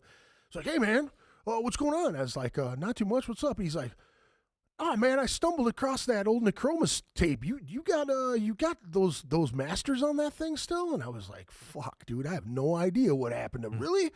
Oh, that's a fucking bummer, man. I would love to play with those tracks to try to make them, you know. He's like, come listen to that. That shit's still really good, man. You know what I mean? I'm going, fuck, man. I think Jason has all that stuff. Like he sent me like all the old Necromus shit that he had. Like I got a ton of fucking Necromus stuff. We re-recorded those old. We redid those first two demos. I think he sent me like the originals and then the re-recorded versions of. Yeah, I was always bummed that never got to be, and it's unfortunate. I wish we would have been able to play that. That would have been really fun to do it. It made me just. It sparked all kinds of ideas. I'm like, oh man, that'd be really cool to play that show, and then you know, talk these guys into doing some Necromus shows afterwards. Just means you guys got to do a actual reunion for Brian. Yeah, that would be cool. That would Just be do cool. like a whole like Necromus set. That would be fun. You know, those guys are always, you know, working so hard with that Grand Demise stuff, and I know they're working on new material, and they've got, you know, a million things going on. And I think I don't know if Patrick was down to do that. And it's always been so touch and go because there's cats that don't play anymore, and then there's cats. It's just a big mess of things, and it's tough to do it with some non-original members and some original members. It's always tough to. We'll just do a lobotomy reunion. Fuck off. Brian, that all goes back to you. Gonna miss you, buddy. He would love it. Yeah, you know he fucking would. He'd be laughing the whole fucking time, dude. Bastard. God. I just remember feeling that, when you're embarrassed and your cheeks are really hot and your ears are really hot. You guys ever experienced that? Because sitting at a podcast with Brian and listening to the song going, oh my fucking God, I can't believe He wasn't like making fun of you. No, like, he wasn't. He was like, dude, wasn't laughing at you. You were He was doing shit that nobody else was laughing near doing. you. Yeah. Yes, he did. Love that guy. All right, let's play this tune. All right. Shadow Soul, thank you guys very much. Make sure you go to the damn show March 23rd, please, and thank you. Thanks for tuning in. Let's play this tune and be out of here. Have a good night, y'all.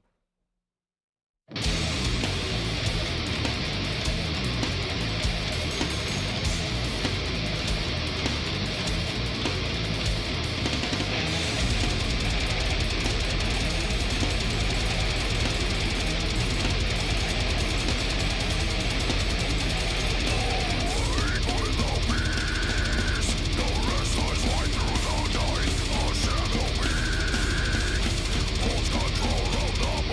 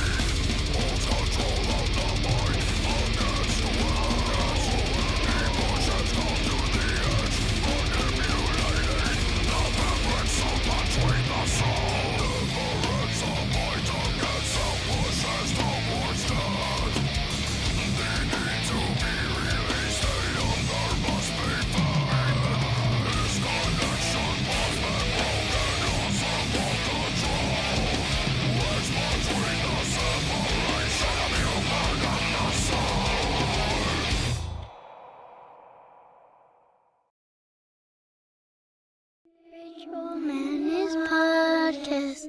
Ritual Madness Podcast. Ritual Madness.